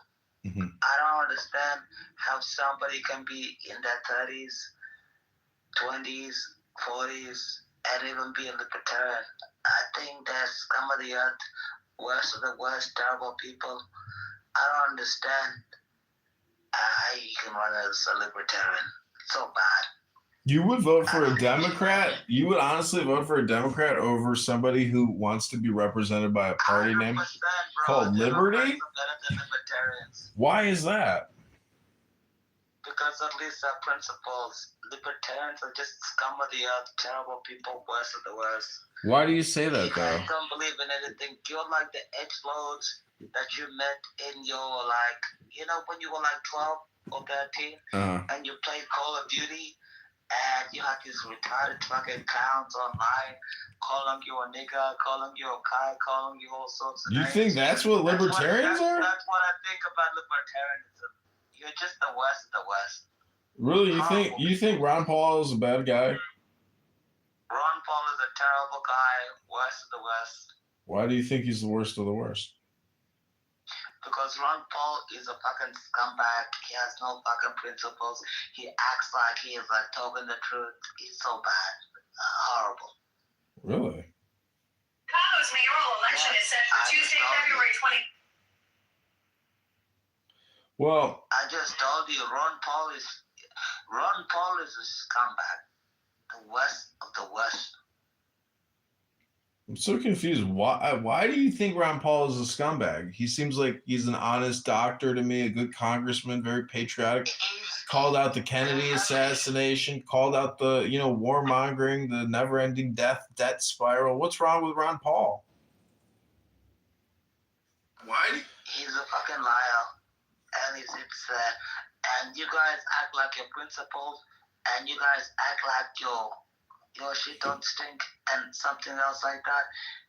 No, libertarians are just scumbags, terrible people. And you might think you're great people, but you're not great people. You're just dishonest. So bad. I don't understand why you feel the way you do. Maybe you think you're cool. Maybe you think you're edgy. Maybe you think you're different. But libertarians, you're so bad. You're the West. You know. At least with Democrats, they like spill some bullshit, but at least they speak their truth. You know what I mean? No, I don't know what you mean. Libertarians want to liberate you with the truth by accurately describing the situation. Libertarians are terrible people, bro. They're liars and they're scumbags. I don't understand why you believe in this bullshit. Well, libertarian to me is really from the Ron Paul movement when he ran for president. Ron Paul was a loser. He lost, and he was a scumbag. He lost for a reason. Nobody voted for him. Nobody cares about him. Nobody even gives a shit about him. He lost for a reason. Why did he lose? Because he's full of shit, and nobody believes him. How do you describe those people? They're weak losers. They think they're edge lords. They're just the worst of society. People like Ron Paul think like, oh, we're gonna eliminate the Federal Reserve. Oh, we're gonna eliminate these taxes. Oh, we're gonna bring in get the fuck out of here. You're not gonna do shit, and you're gonna lose, and you're gonna fail, and you're gonna fail again and again and again. That's why Ron Paul lost every single time. Wow. Sounds very personal for you, Acek. 100% personal.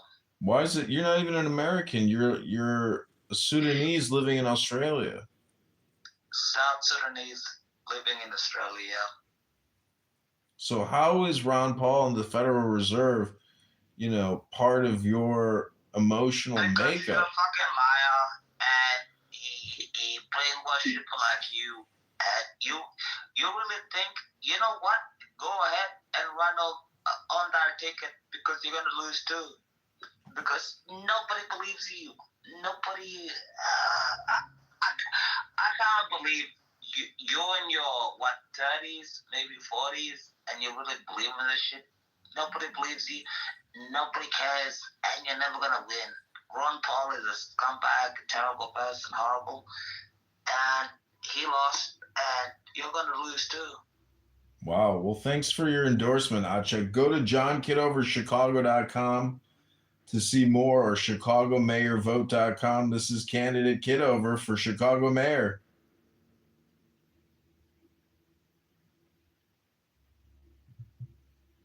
Thanks, Acek. You're in my latest commercial. I'm going to publish you. Everybody in Chicago is going to see this interview I did with you. They're going to say, you know what? Maybe I like John Kitover more than before because Acek, he hates Ron Paul. He hates liberty. And he thinks they're all losers, And maybe the people watching the videos will say, you know what? Fuck that guy, Acek. I'm voting Kitover. Vote Kitover. You know what they're gonna say? They're gonna be like, I'm not voting Kitover. And you're gonna lose again. Wow. It's gonna be It's gonna be the end of the day. Damn. That's it. You're harsh, Acek. I would hate to be your enemy. If I was a North Sudanese, I would not want to have to fight you. I would fear you. You're vicious. Welcome, Jay. I killed all my enemies, and you're gonna kill all your enemies to win. I don't understand what's going on there, but Oh, thank God we have Manfinity here. We have a real MAGA man here. Thank God. Manfinity was in Politically Correct today and the other day, talking to Patty, talking to First Lady. Aren't you sick of it, Manfinity? Don't these people just annoy you? Well, I've been silent on in their space for a while. So this is a recent return. But yeah, it's at some point it's like banging your head against the wall. So you take it for what it is. That the app to me doesn't offer much other than that, and because those are familiar voices and personalities to me, yeah, it's just this a familiar place to be, and I'm okay with it for the most part. But yeah, it is. It doesn't sink through. But I do enjoy my exchanges with Ban or Goat because it's just it's a learning opportunity for the room. They can hear how short-tempered he is and how impatient he is and intolerant. So I think it's an exposure of his faults. Then I get under their skin. So there's a level of that I enjoy. But yeah. So, but they did call you. They call you John Kitover. I didn't know that your name was John Kitover. Yeah. And they were bashing me for having exchanges with you. Did you catch that? No, I didn't hear that. No. Yeah. They're aware of you. They're aware that you do the YouTube replays. But they don't go into detail. But they really hold us or hold me like guilty for having any interaction with you, and I don't. Well, that's because they don't have anything else to say about you because you're a pretty nice guy. Yeah. But I was going to ask you, Acek here hates Ron Paul. He thinks libertarians are effing losers. He'd rather vote for a Democrat than libertarian. And he thinks that, all libertarians are destined to failure and disaster. I mean, I supported Ron Paul, and I still support what he was talking about and saying about the national debt, about forever wars, about blowback, about a lot of things, about the size of government. And the bigger the government, the bigger the problem. So I just don't, I'm just saying, I think Acek here, he's speaking like a Democrat, speaking like a Republican, But most people. Acek, why don't you like the libertarian mindset? I think they have a valuable. Libertarians are losers. They're terrible people. They don't win. They don't ever win anything. They're just scumbags and they just lie. John, you're just lying to people. You'll never win. You'll never win your mayor candidate. You want to know why? Because people don't believe in you. You have no strength. You have no backbone. You're not a man, and you lie as a libertarian. No libertarian is gonna win. And you sit here and be like, bro, it's better to vote for a Democrat than a libertarian. And that's why I'm saying the thing is, mate, it's true. Why don't you like the libertarians? They're liars. Libertarianism is not true. It's a fake, false, ideology, everything else like that. The West. I understand that's your conclusion, but I'm asking, how do you arrive at that conclusion? Because they're scumbags. They don't believe in anything. You're not really offering any substance. I understand that you guys can talk to each other all you want, but I'm asking you to stand up your position. I understand that your conclusion is that they're lying scumbags. My question is, how did you get there? And if you can't articulate that, that's not my fault. You know why I got to the conclusion? Yeah. Because libertarians don't win anything. Terrible people. Because they don't win? They're just terrible people and they're lying, bro. Okay. But can you give me an example? I don't believe in their policies. They're like, this is my policies and everything else like that. But these people, they're just the worst. I don't believe in anything to do with libertarianism. And I just think they just come back. So like John can be like, oh, I'm a libertarian, everything like that. But libertarianism will never win. I don't care what you say. You can be like, oh, he's my brother, he's my friend, and everything else like that. But I have no love, none, for libertarianism. You're entitled to your opinion. 100%, bro.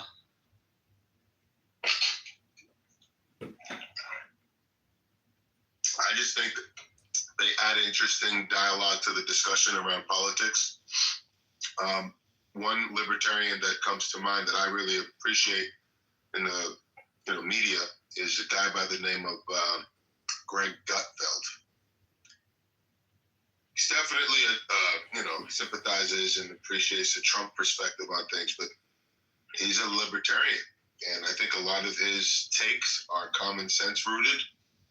And I think they move the conversation forward. So I agree. Maybe there's no traction for them to gain any power as a libertarian party in this country, but they provide a very, very valuable discourse to the discussion around politics. I even think Bill Maher may be something like a libertarian. So they're sobering in their takes, and they point to a lot of truth. So on that front, I appreciate the libertarian perspective and the existence. But yeah, I think I tend to agree with you. I don't think they're going to gain some traction and become a serious, legitimate political movement in the country, because that's not going to happen anytime soon, at least. But I can still recognize their value. Yeah, I don't. It's very, very different. You said what? No, I said, yeah, I don't. Libertarians are fake. I just don't understand what they're talking about. I think they split up the vote. I think it's a terrible thing they're doing, and they just, I don't even believe they believe in what the hell they're even talking about, So, like, libertarians to me are just like, what do you call these people? They're like bomb throwers. You know what I mean? They just want to get in there. They want to ruin the whole situation. To me, that's libertarians. I don't believe in anything they say. It's horrible. Yeah. Do you agree with the attacks on the Iranian? And do you agree with the attacks in Iran? 100%, of course. Of course, that should have happened 2 years ago. Iran is a terrible terrorist regime. What they've been doing, killing people. They're killing people in Kuwait. They're killing people in the UAE. They're killing people in Bahrain. They're killing people everywhere. It's a terrible country. What they're doing is fucked up. Thank God President Trump finally is dealing with his enemies of civilization. But they're killing people everywhere. You see what they're doing? It's so bad, so terrible, They're killing people in Sudan. It's just a horrible country. So did you bad. Did you listen to the foreign minister? Which one? Asghari, I think his name was Asghari. Anyways, he was on Meet the Press today. Is he still alive? I thought he was dead. No, I was actually listening. He attacks our own people. They're being accused of attacking their own people. Listen to this. No, we were negotiating with the United States. And in the middle of negotiations, in the middle of diplomacy, they decided to attack us. And they have attacked so many places, including schools and hospitals. And there are all evidences that this school is attacked by an American, jet fighter. Where is the Iranian evidence that this was a U.S. attack, a jet fighter, as you say? Will you provide? If it was not U.S., then who was that? Maybe Israelis. But it is obvious who else is attacking us. Well, let me move on to this question about potential ground troops. You said earlier this week on U.S. ground troops to my colleague Tom Yamas, quote, "We are waiting for them." But President Trump says the condition for sending troops to Iran would be that Iran, quote, "would be so decimated that they wouldn't be able to fight at the ground level." Is the president right? Would you not be able to fight at the ground level, Mr. Foreign Minister? Well, at least it's not the case right now. For the time being, we are capable enough. We have very brave soldiers who are waiting for any enemy who enter into our soil to fight with them and to destroy and to kill them and destroy them. So, and that would be the case in the coming days and the coming years, and in always in our in Iran. We are brave people. We have a great civilization. We have defended our land for thousands of years, and we continue to do that as much as it takes.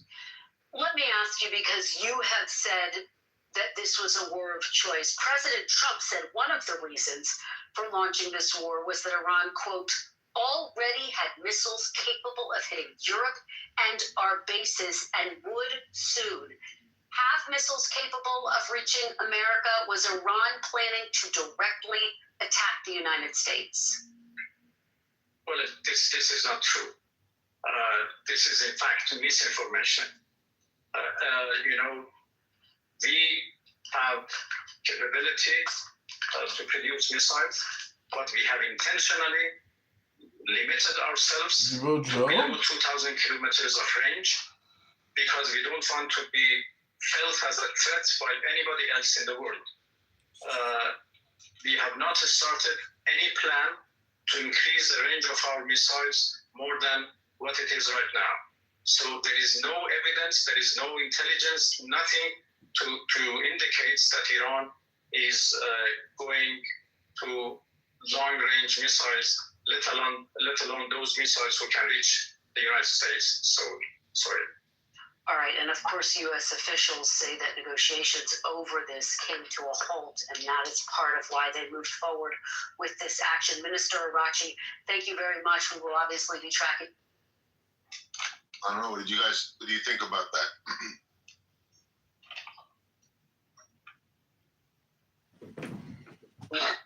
It doesn't matter what he says. Listen, I saw that rocket, they claim went into that girl's school, and they that's a tomahawk. I don't know what to say about when you're the president of the United States tells the people of a country to rise up and seize the government. We are with you and we are attacking your enemy. The fascist, terrorist Nazis that are ruining your lives. And we go all in. That's crossing the Rubicon. That's, maybe it's not the best analogy, but meaning we've crossed the threshold. Get out of your boats and go all in. This is not, if Trump does half-measured responses, it will not go well. But, we've got the firepower and the targeting capabilities unlike, any other time in human history. And the fact that the Ayatollah has been evaporated, to me, it's is this reality? Is this all reality is? Maybe that's what it is. War. Maybe that's what reality is. Maybe that's what God is. The whole experience is just war, which kind of sucks. It's because World War II is the greatest sacrifice in human history of all time. 80 million dead people from the conflict. That's, that should have been the war to end all wars. But, war is a business. So unfortunately, nobody wants to go out of business. Yeah.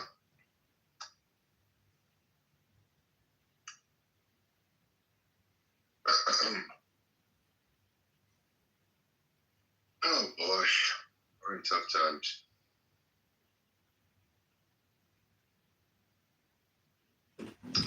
Are you concerned with any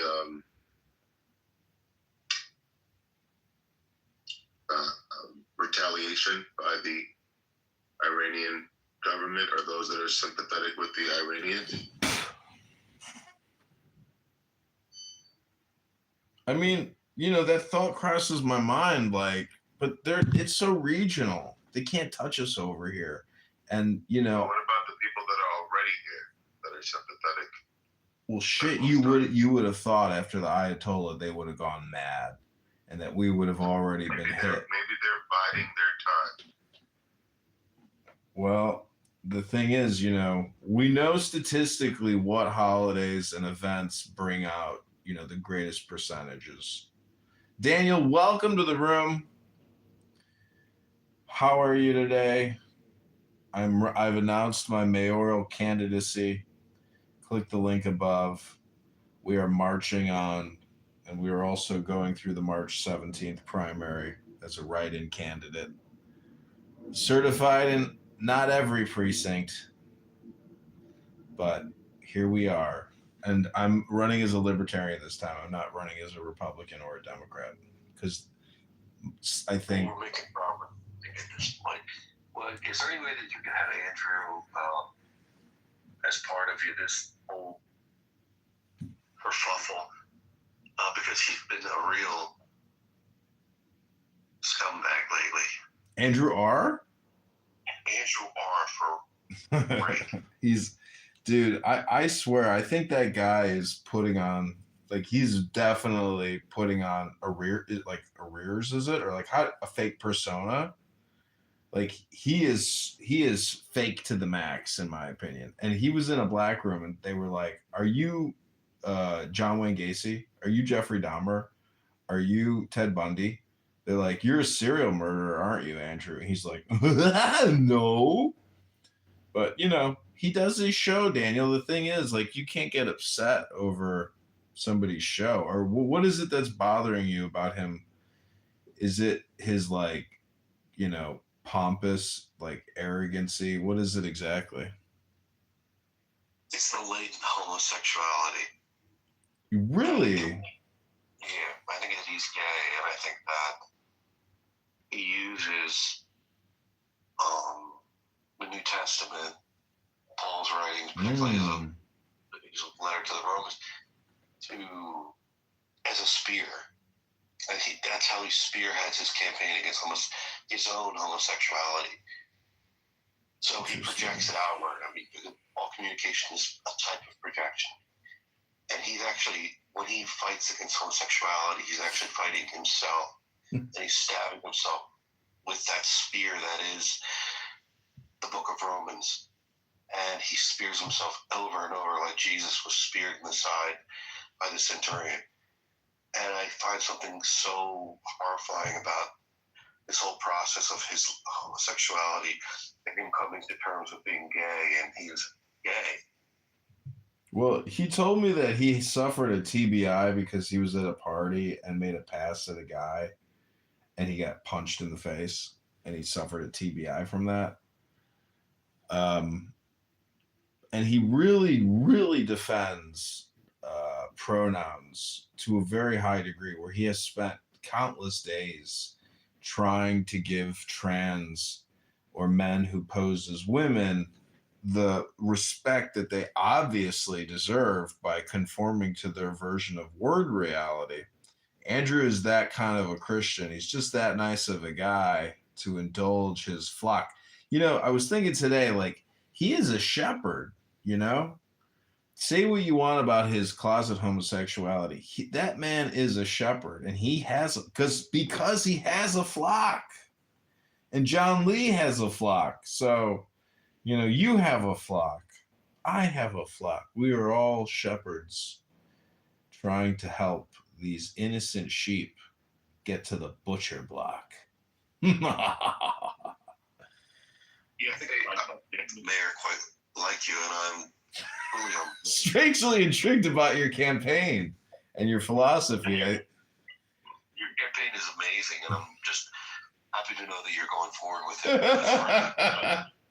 First, what you said about Andrew R getting punched out at a party in front of like a bunch of hot chicks, losing a tooth. And can you imagine him in his mind, he thinks he's like a Ralph Macchio type of like, and then, or he thinks of himself in one way.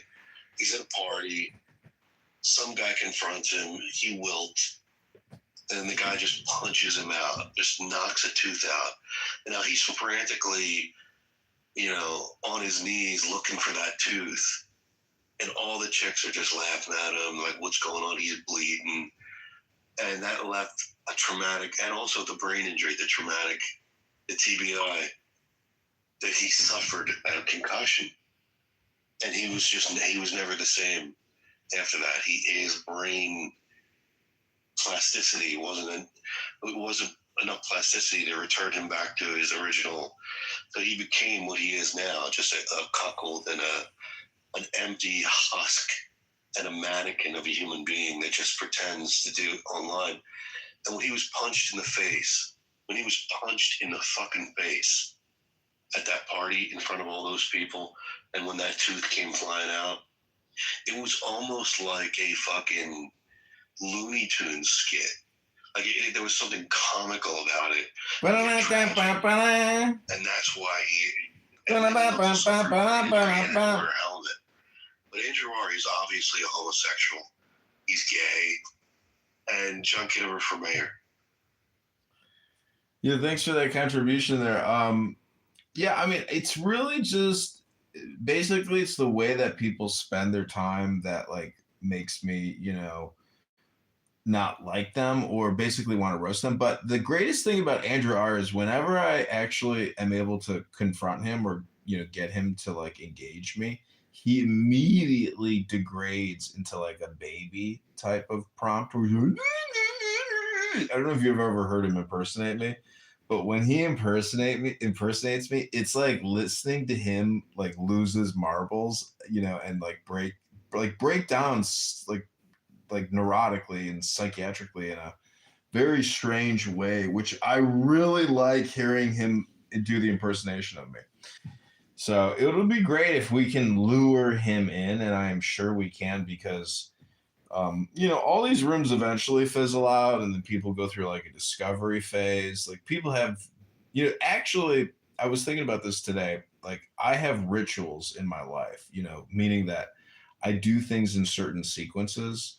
Like when I have garbage in my kitchen, I want to go work out first prior to like taking the garbage all the way out to the trash, so it's like there are things that I have to do in order to do other things. And I think people's behavior here, because it's so, profound, like it's just so much time that goes into it and your full concentration that goes into it.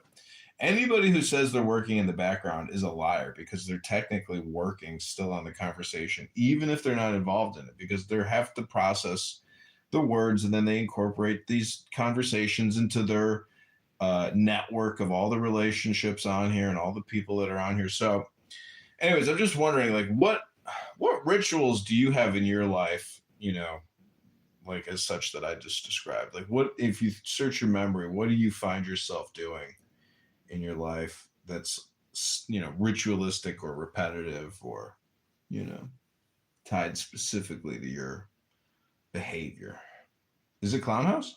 Yeah, that's the question. There's a lot of that going on with me. So what I'll do is I have this ritual where I have to be parked on a stage or I don't feel whole. So a lot of times, most of the time I'm not even listening, but I'm parked on the stage, and that knowing that if I wanted to, I could listen. So I had the options there. And then I go into Alibaba and look for counterfeit guitars to buy in bulk and pass off as the real thing. That's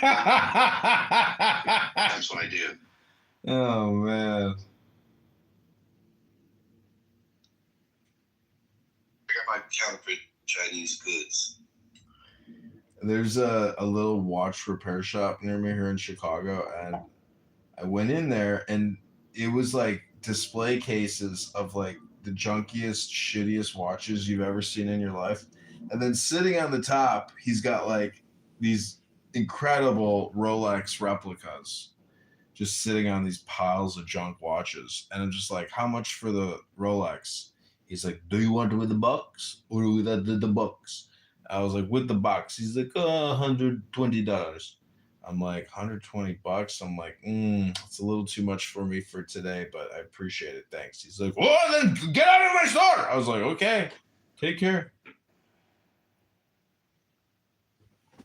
Yeah, that's exactly what happens here. But when Andrew R. was punched out at a party and lost a tooth in front of a bunch of people, yeah, all the entire community, all of his peers watched him cower. He didn't fight back. He just took the blow to the face. He's a coward. He lives with that.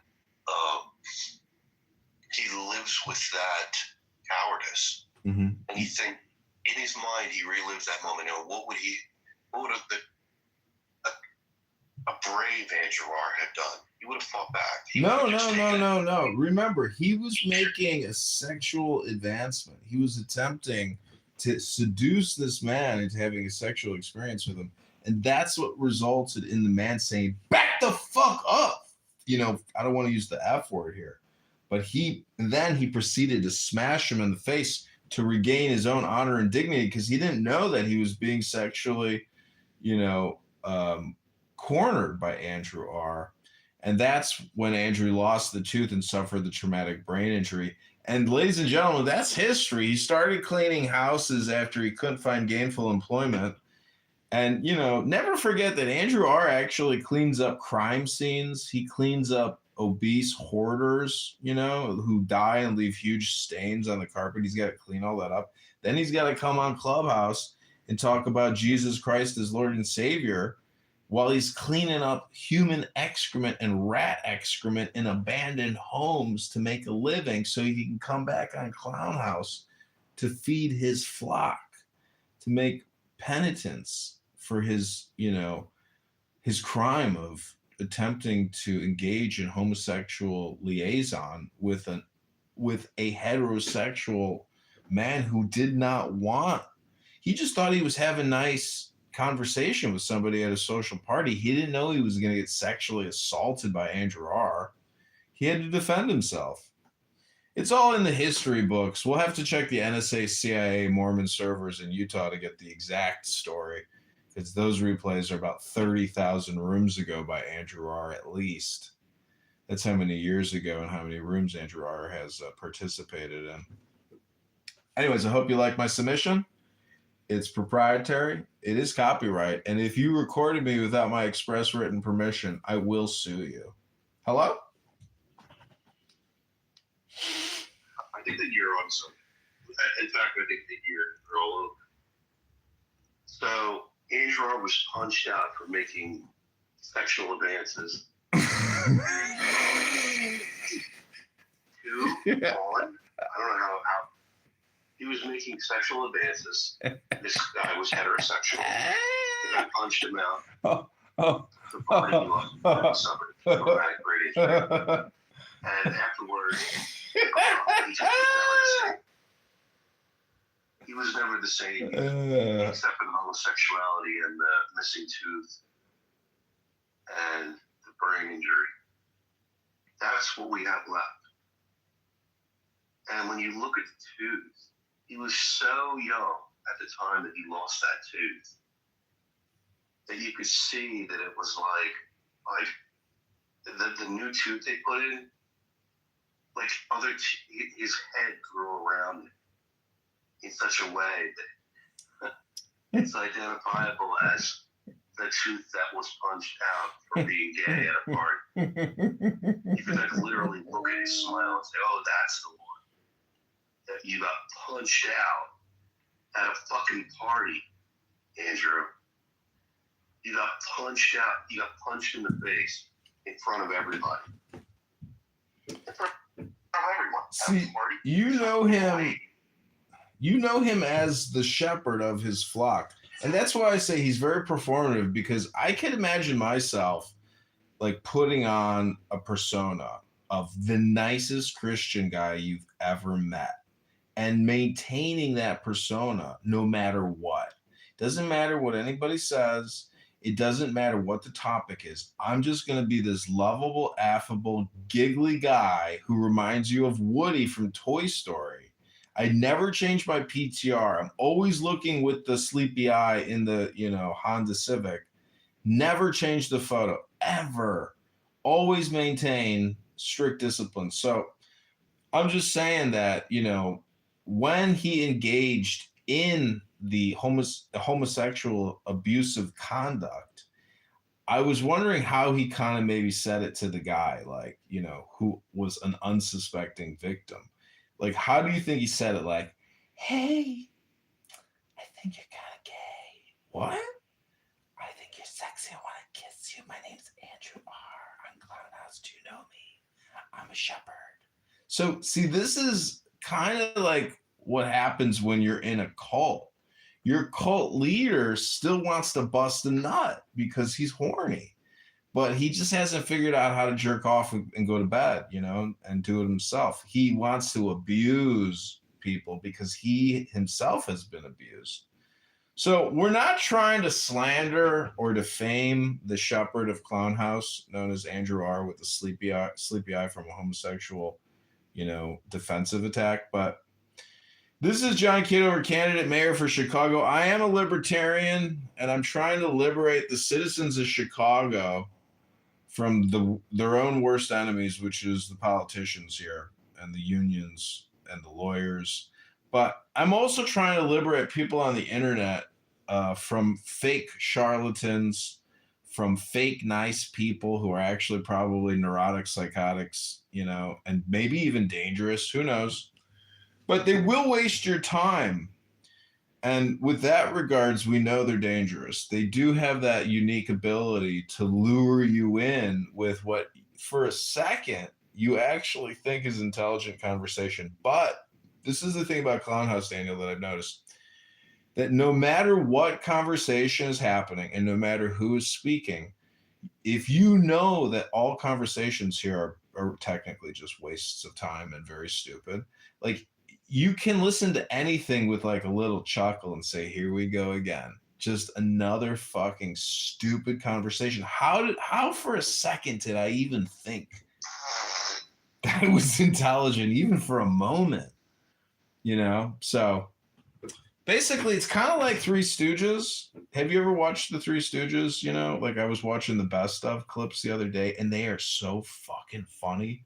Like, the facial expressions from like a communications perspective are just so brilliant. There's so many variables, so much movement, nonstop action. It never stops. It's so entertaining. And I think that's kind of what Clown House is like. But the thing that scares me is it's like, you don't know who these people are in the real world. And they definitely try to mask up. They don't want you knowing anything about them. They want to play their character here as the shepherd of Jesus Christ. And that's what like really kind of irks me, because I know some of these people's backstory. For example, that Andrew got punched out at a party for making, aggressive sexual passes at another man. And I'm just saying that, I went to a country club once, and this other guy who was at the party was like, bro, you're normal. I was like, yeah. What do you mean? He's like, everybody I meet is at these parties and functions are like gay. I'm like, yeah, there's a lot of gay people out there, there's a lot of gays. He's like, yeah, but you're normal. And I'm like, yeah. Well, let's go get some coleslaw. So I'm just saying that reading a book versus listening to an Andrew R. room is so much more rewarding and fulfilling.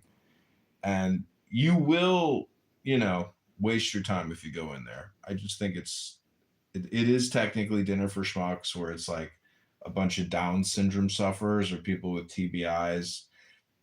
Some of them are nice, but man, don't corner some of these nice guys. They will fucking bite you, and they'll bite your throat and rip your esophagus out.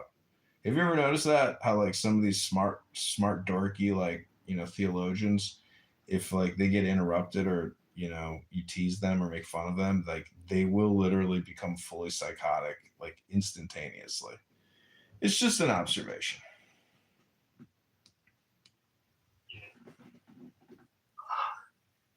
What to say?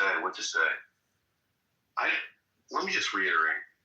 I want to let the bottom line is that Andrew R was punched in the face. He was knocked out. He was punched out for making unprovoked homosexual advances toward a heterosexual man. He was punched out at that party. And what he said to the man was very subtle. He was using innuendo. He was using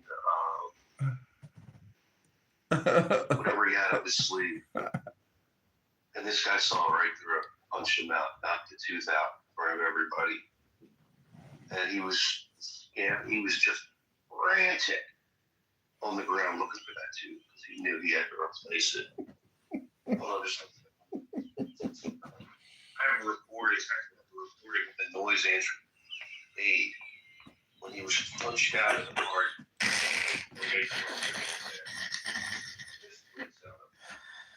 Roll that footage.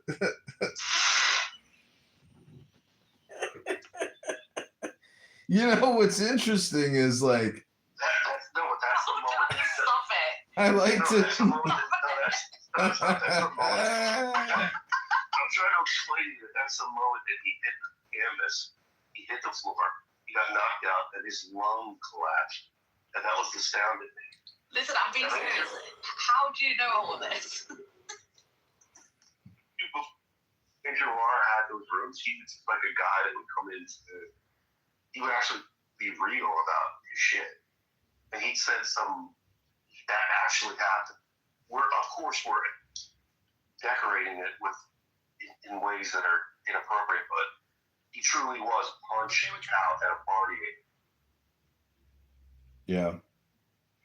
I mean, I was thinking, like, how did he broach with the guy? Like, you know, I think you're kind of cute, or can I read your palm, or, you know, like, how did he, like, actually cross the line and try to stick his tongue down his throat, or, you know, grab him, like, inappropriately? Like, what was it that caused the guy to actually say, hey, man, back the fuck up, boom, and then strike Cobra Kai style right in the face and plant that fucking fist straight on his lips? And then he's like, ah! Ah! You cannot tell you! Oh! Oh my God! And then he had to, like, you know, basically he had to find a dentist within 24, 48 hours to, like, you know, to basically, I don't know, drill in place. But anyways, I wonder, like, if he came to Clubhouse after that happened, because I think it happened in 2019, maybe 2020.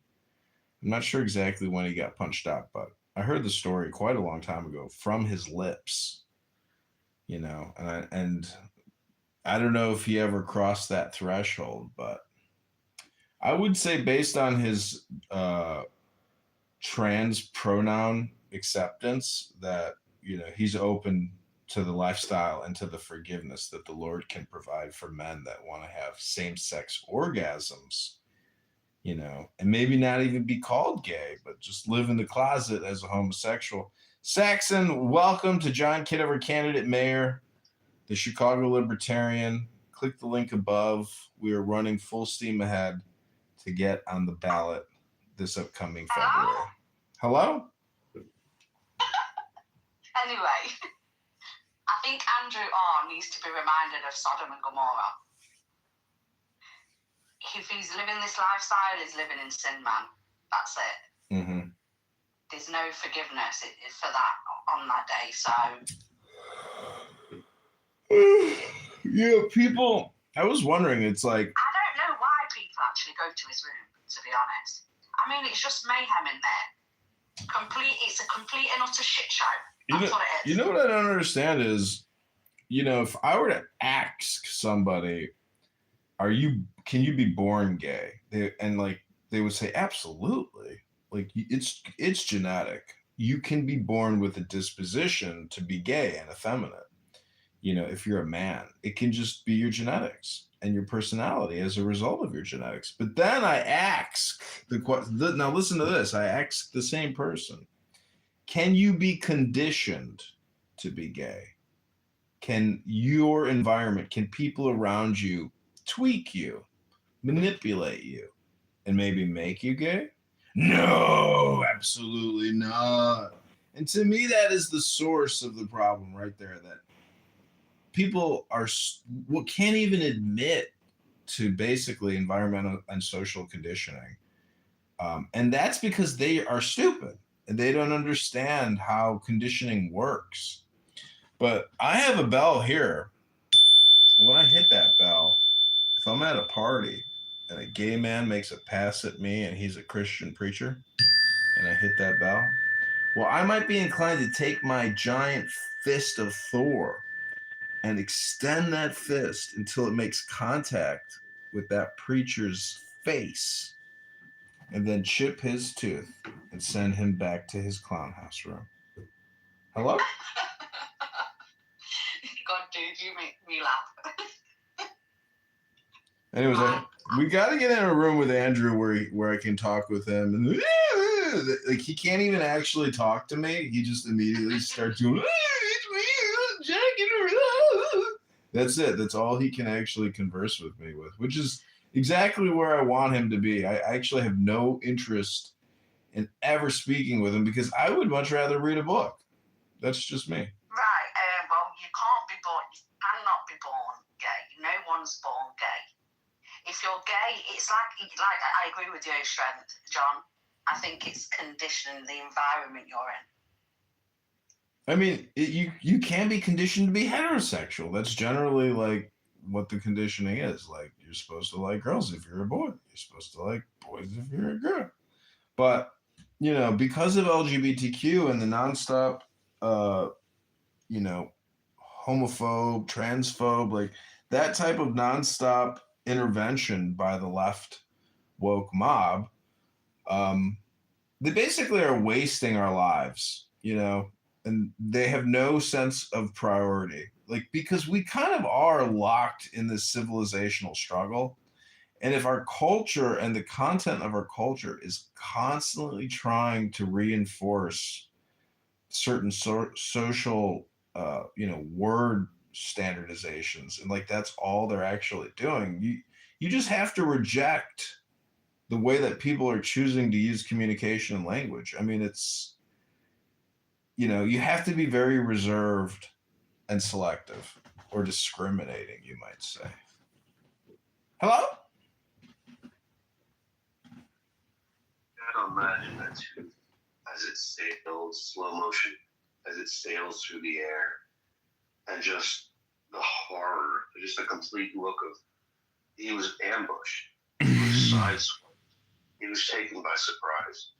It was guerrilla warfare, so to say, and he had no idea where that punch was. He didn't see it coming, and then that tooth just exited his gums, and this is the moment of panic. You realize that, oh my God, everyone's watching. Be a coward. Just imagine, he must have took a right punch to knock that tooth out. Yeah. I mean, he got that tooth knocked the fuck out, and it must have, who knows where it went. But imagine him dropping to his knees and trying to find that tooth. For whatever reason, I mean, of course it was a lost cause at that point, but he was just like, there was something in his reptilian brain that was like, you have to get the tooth. And there was no hope left at all for that. And he was humiliated, and he knew that he was making an advance toward the guy, homosexual advance, and he had an MRI of the brain, and he suffered a concussion. And after that, he joined Clubhouse and decided to, hey, if I'm going to do what I do, I might as well do it in safety. So that's why he wastes his time. It's an 80-20. He may as well be doing cheap things with his own shit. Like that would be more edifying to the world of him if he shit that's 20 on grand a plate and used it by as the time you get 27% of tax, that's after all your business expenses. You take your 27%. That's how useless it is. That's how wasteful. That's how wasteful his attention is. He directs his attention toward the most wasteful things possible. And I just hope that at some point he can recover his dignity that he can stop playing a character, be a man, and actually fight back and things like that. Yeah, he definitely is playing a character, but like, does anybody really buy it? Maybe everybody on stage is actually just using him to, like, get their little dopamine in a safe space. People are in his room just because his rooms are. That's why people go there, because many go there. And to be honest, to sit in that room for more than 5 minutes, I'm losing brain cells. So anyone else that's in there for long periods of time, they're dumbasses, man. I can't sit in there for more than 5 minutes and listen to that fucking crap. Where's your accent from? United Kingdom. London, New England, whatever. No, Nottingham. The land of the Robin Hood, who stole from the rich and gave to the poor. You guys are getting relegated. It's terrible. Oh, I know. We've got these little fucking Abduls running around. Alright, I hope you survive. God bless you. Hello? T.A. Nahey? You see how good the city of Robin Hood, the man that stole from the rich and gave We to the were just making fun of Andrew I R. remember as a kid. I was a kid in like a kid in like a refugee camp, and I remember listening to like stories of Robin Hood. He gave me so much strength. Yeah, we were roasting him, making fun of him. You know, it made me proud to be a man. You know, and I don't think you people know this. They got another room open called John Kitover, Candidate Mayor, Chicago Libertarian. So much kindness, so much strength. You have no idea. Yeah, I mean, it probably does. I mean, that's great, and it probably explains why the majority of women in Nottingham have more balls than actual men.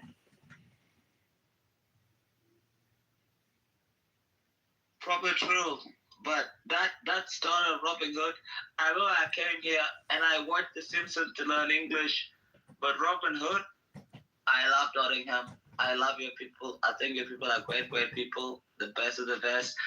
And you have to deal with these terrible people that you're dealing with right now, especially Keir Starmer. Keir Starmer is so bad.